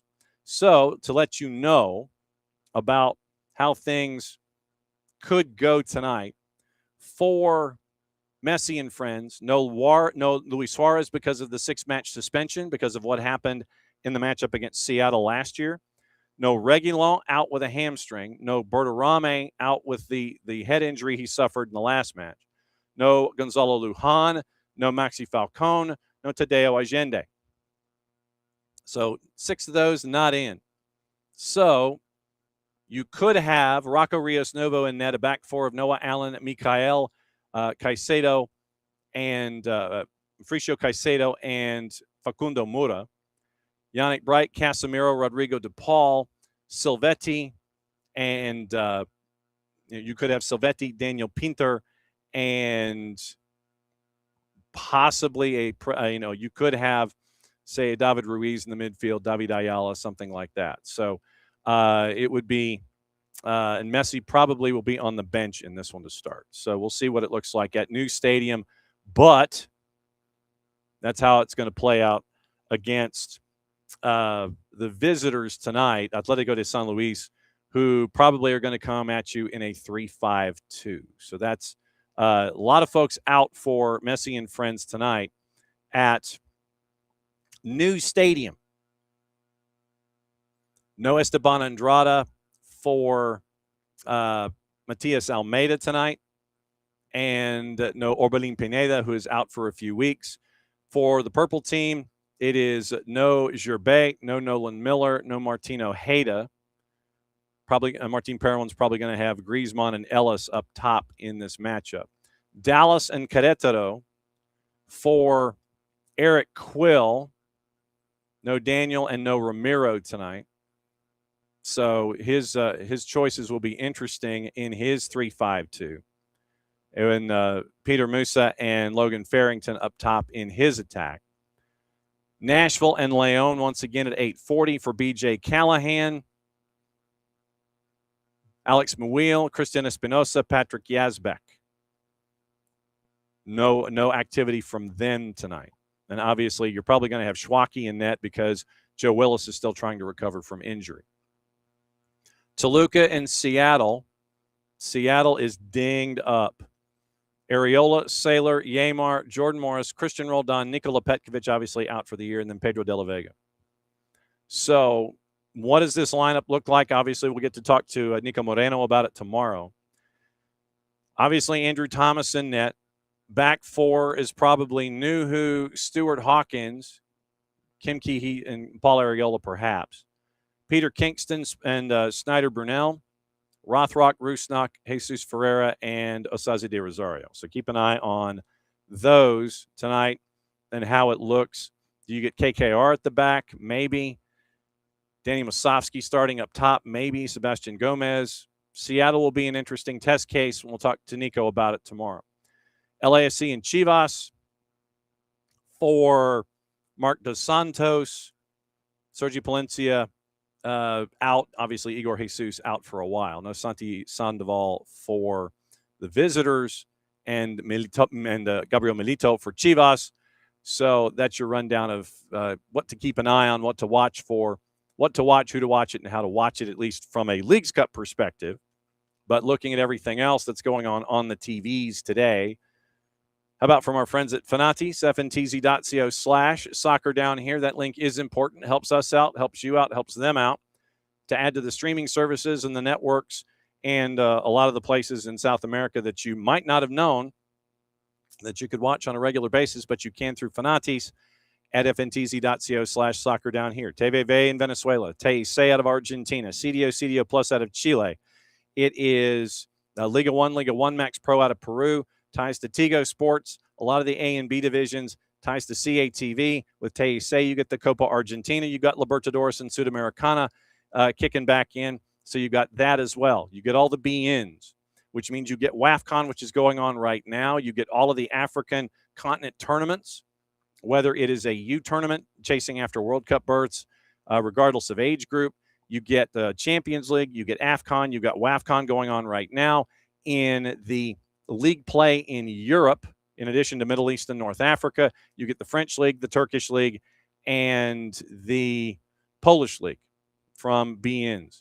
Now, CBS Sports Network, they have a friendly at 2:30. It is Arsenal and Real Betis. League One at 7 o'clock, Richmond Kickers and the Cosmos. FS1, we mentioned, has Toluca and Sounders tonight. Being simulcast on TUDN and Unimas. Leagues Cup, all 6 matches on Apple TV. On the Plus tonight, USL Championship, FC Tulsa, Sacramento at 8:30. El Paso, Monterey Bay at 9. League One at 7:30. It is Naples hosting AV Alta. Paramount Plus has the Caribbean Cup at 8 with Cibao and Cavalier. Central American Cup, 8 o'clock, UMECIT and Olympia at 8. 10 o'clock, Alianza, Herediano, Saprissa, and Alianza. 10 o'clock on CBS Sports Network. The NWSL, it is Denver and the North Carolina Courage. So that is your what to watch, where to watch it, how to watch it, brought to us by our friends at Fanatis and fntz.co/soccer down here. Now, let's take a peek at the gossip, rumor, and innuendo. What's going on, who's going what and where, and what it's going to look like. So, transfer talk from early this morning. We can update it by catching up with our friends Ben Jacobs and Tom Bogert. Trending rumors. Folarin Balogun has been offered to Spurs, according to the 3-letter paper. Seen as an attractive option. Contract has yet to be made with the Ligue 1 club regarding a move. Victor Osimhen from Galatasaray is reportedly one of the names being considered despite the €80 million valuation on the transfer. Spurs also discussed a move for Chelsea's Nicholas Jackson, who could be available on loan. Liverpool are interested in PSG winger Ibrahim Mbaye, according to RMC Sport. They stepped up in their pursuit and are among multiple teams, including Leverkusen, to have made recent inquiries about signing the 18-year-old. PSG willing to offload him for around €50 million. We'll offload him, $50 million. Mbaye is believed to be keen on a switch to Anfield. However, any move isn't expected to impact a €120 million move for Bradley Barcola. Dortmund midfielder Felix Demeka has been identified by Newcastle as a potential successor to Bruno Guimaraes, who's joining Arsenal. £75 million, according to L'Equipe.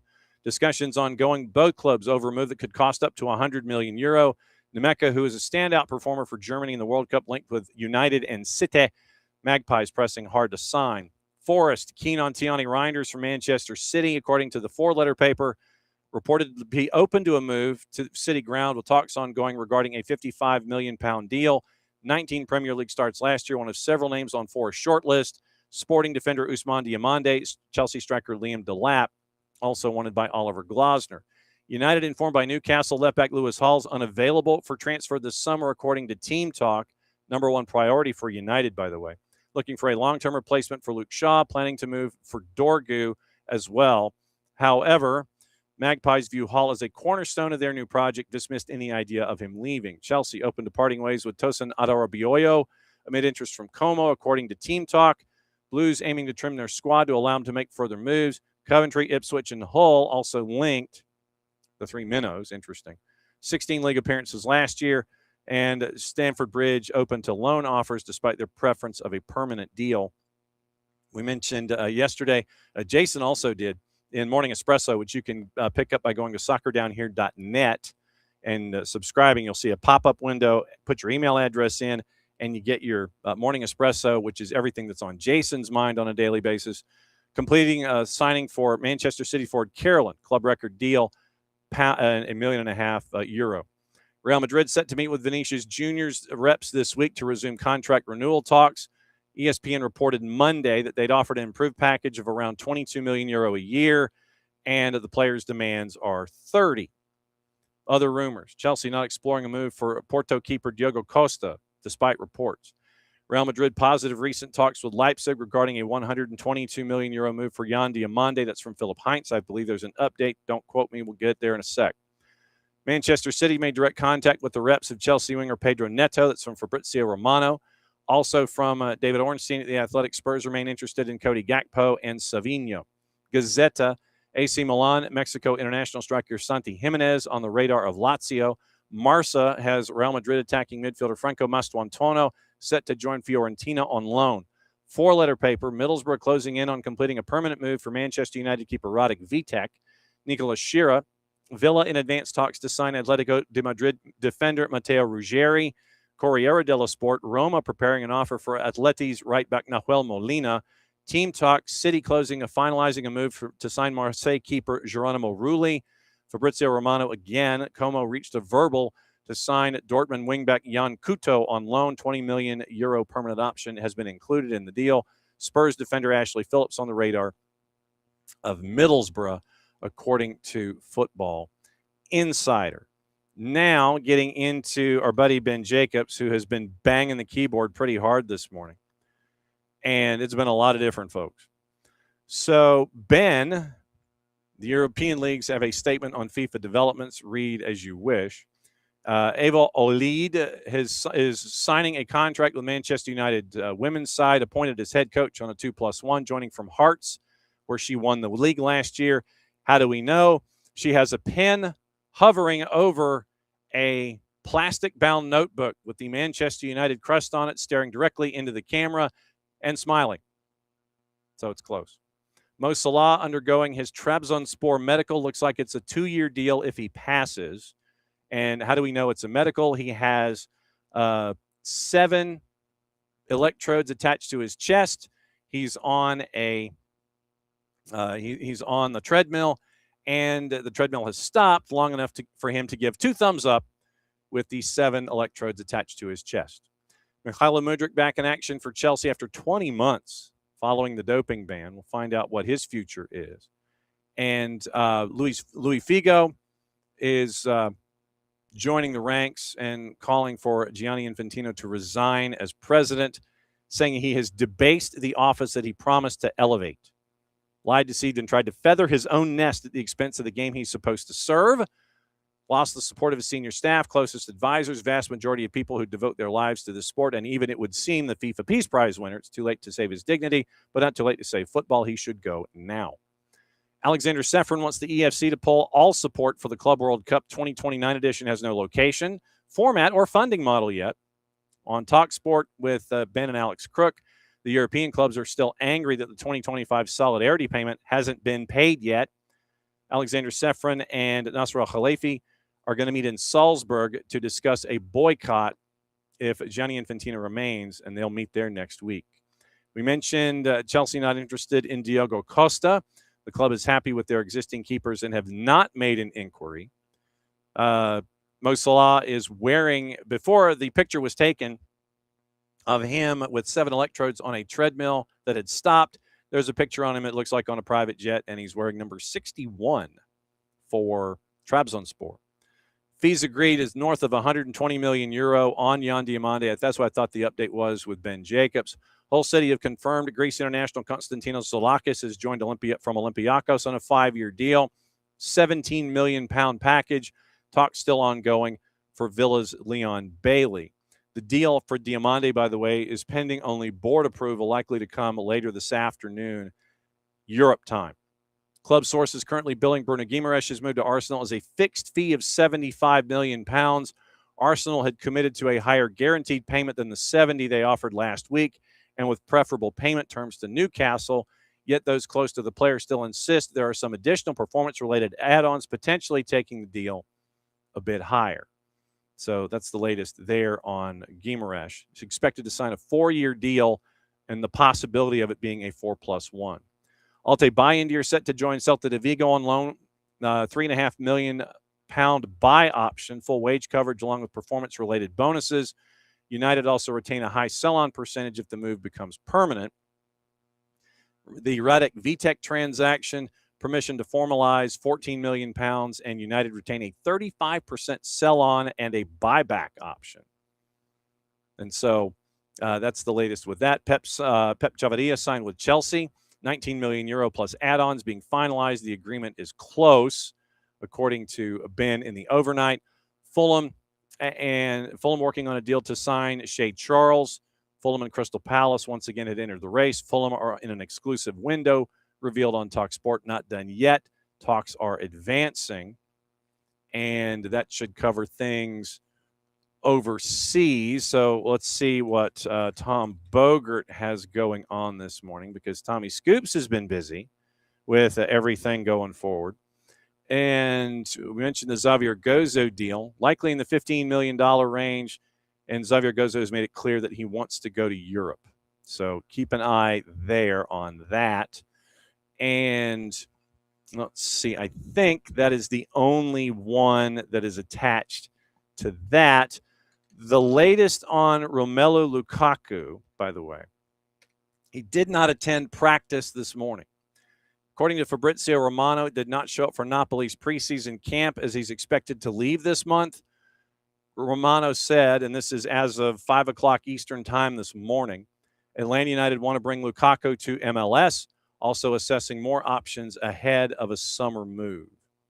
So official agreement is for extra days off to join in the upcoming days. Agent working for the best solution on the market right now involving Lukaku. So right now it's cool that he's not there. Those days, however, are running out. And right now it is looking like it could be, well, Atlanta United and others chasing after Romelu Lukaku, and everyone is circling back to the Fabrizio Romano report about Atlanta United. So keep an eye on that. So keep an eye on Sasha Tavolieri. Keep an eye on Fabrizio Romano. And if you want to do it, you can just do like a Romelu Lukaku search on the social medias if you're looking to figure out what the latest is there when it comes to everything involving possible moves for Atlanta United and a possible future location for Romelu Lukaku. Let me see if there's anything else that I might have missed that's on the sheet this morning. Oh, yeah, that.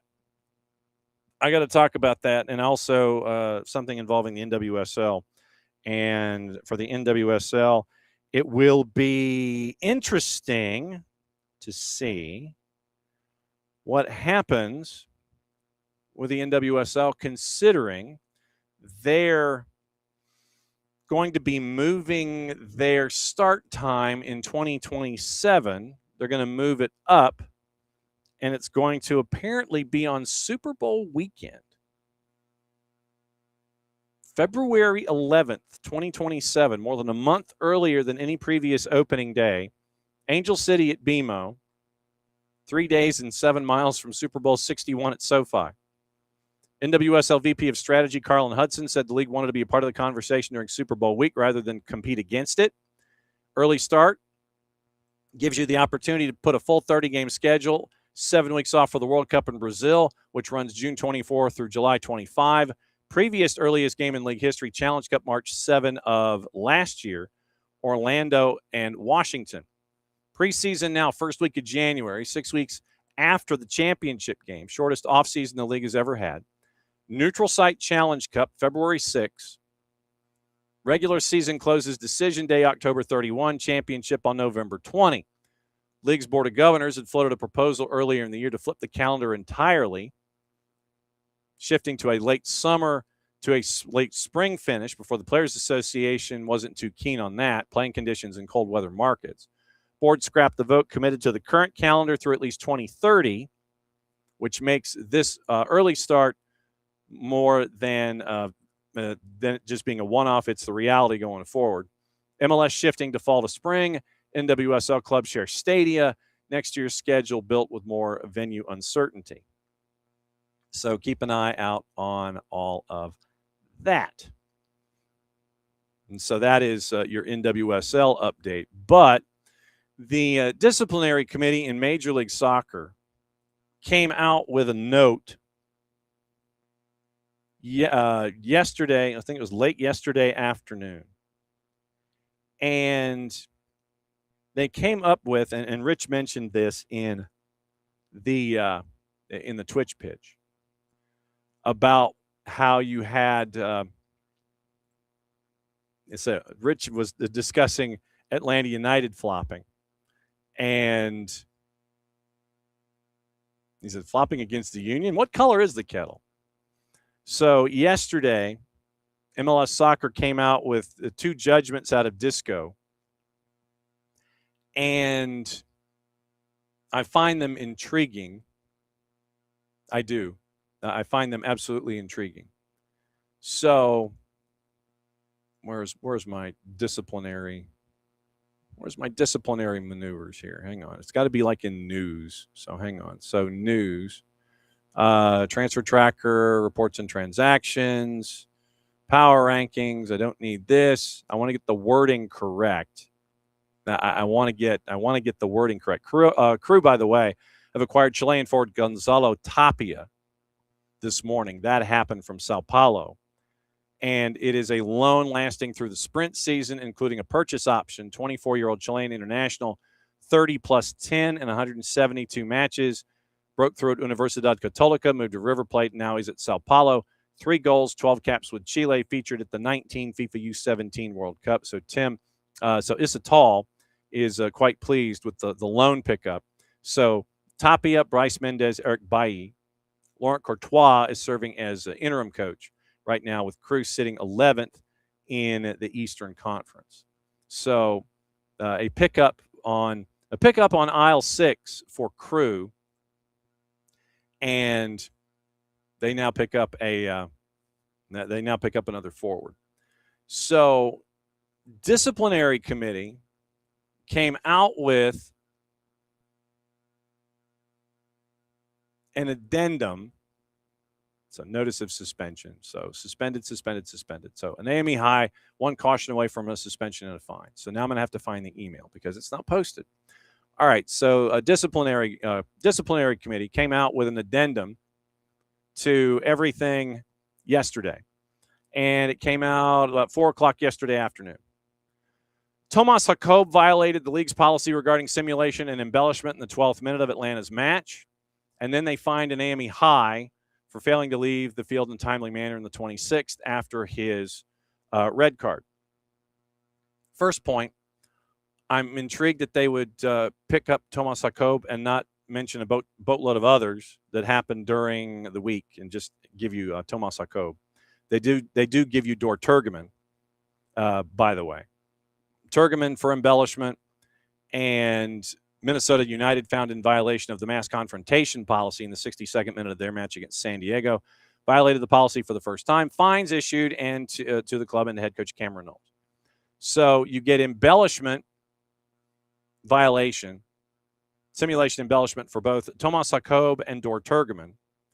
And then because your center ref is basically yelling and having a conversation with an Atlanta United defender, you decide that you're going to fine the defender because the center ref is yelling at him after giving him a red card and not allowing for the back and forth. So it's okay for a center ref to have an elevated vocal conversation that was two-sided, or would have liked to have been two-sided. And so you end up with an AME high getting a fine for failing to leave the field in a timely manner after getting a red card as he's being yelled at by the man in the middle. Got it. Okay. So, yeah, disco decisions, Tomas Jacob, simulation embellishment, an AME high, fined for failing to leave the field in a timely manner. Turgeman violating simulation embellishment policy, and Minnesota United in violation of mass confrontation for their matchup against against San Diego FC. So those are the notes from yesterday when everything got added to it. I'm trying to see if there's anything else. Vizinha has officially checked in at Colo-Colo, and that's going to be very cool as well. To see that for that deal in 18 months, 18-month deal with Vizinha and Colo-Colo. Let's see. Is there anything else that I might have missed on the day? I don't think I missed anything there. I don't think I've missed anything on that one. I think we're close anyway. Tomorrow on the network, we're going to have Alex Abnos from The Guardian, and we're going to talk a couple of things, considering he was at the press conference for Larry Berg yesterday. We'll catch up with him a little bit about that. And then also, if you have not read it, READ space IT. When The Guardian came out with their piece on the investigation involving Austin FC, Alex and Pablo Maurer were the two on the byline for that story. And so I wanted to bring Alex in to discuss the story and basically the journalism that goes on behind it on a story that is as touchy a subject as that one is. So you have to be sound journalistically in your reporting, and you've got to get it right.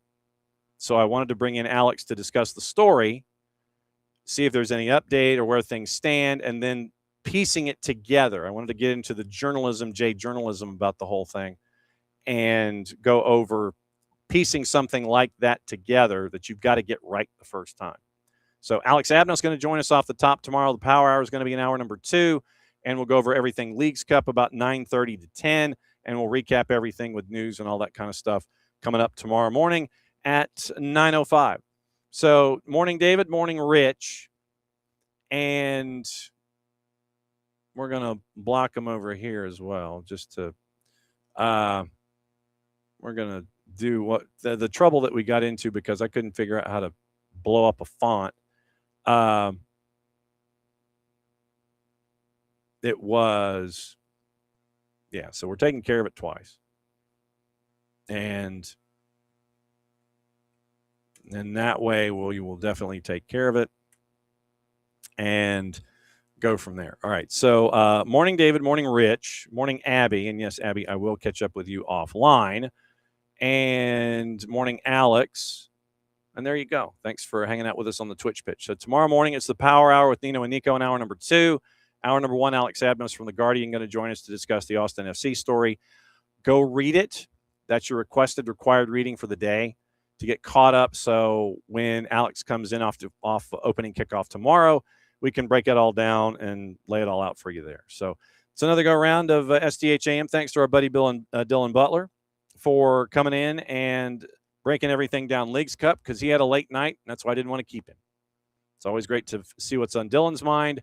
And yes, if you have a chance to see Nahuel Guzman, it's must-see TV. Back at it in a little less than 22 hours. Thanks for dropping by for another go-round of SDH AM. Don't forget, like, friend, be a part of our conversation here across all the platforms and here also from the Kaiser Permanente studios every single Monday through Friday, 9:05 a.m. Eastern Time, breaking everything down for you for Soccer's Morning Show. And thanks for being a part of it, as you always are. Since it is the end of the show, that means one thing. Means I get to do this. Back at it again, 9:05 tomorrow morning Eastern Time. We'll see you in a bit.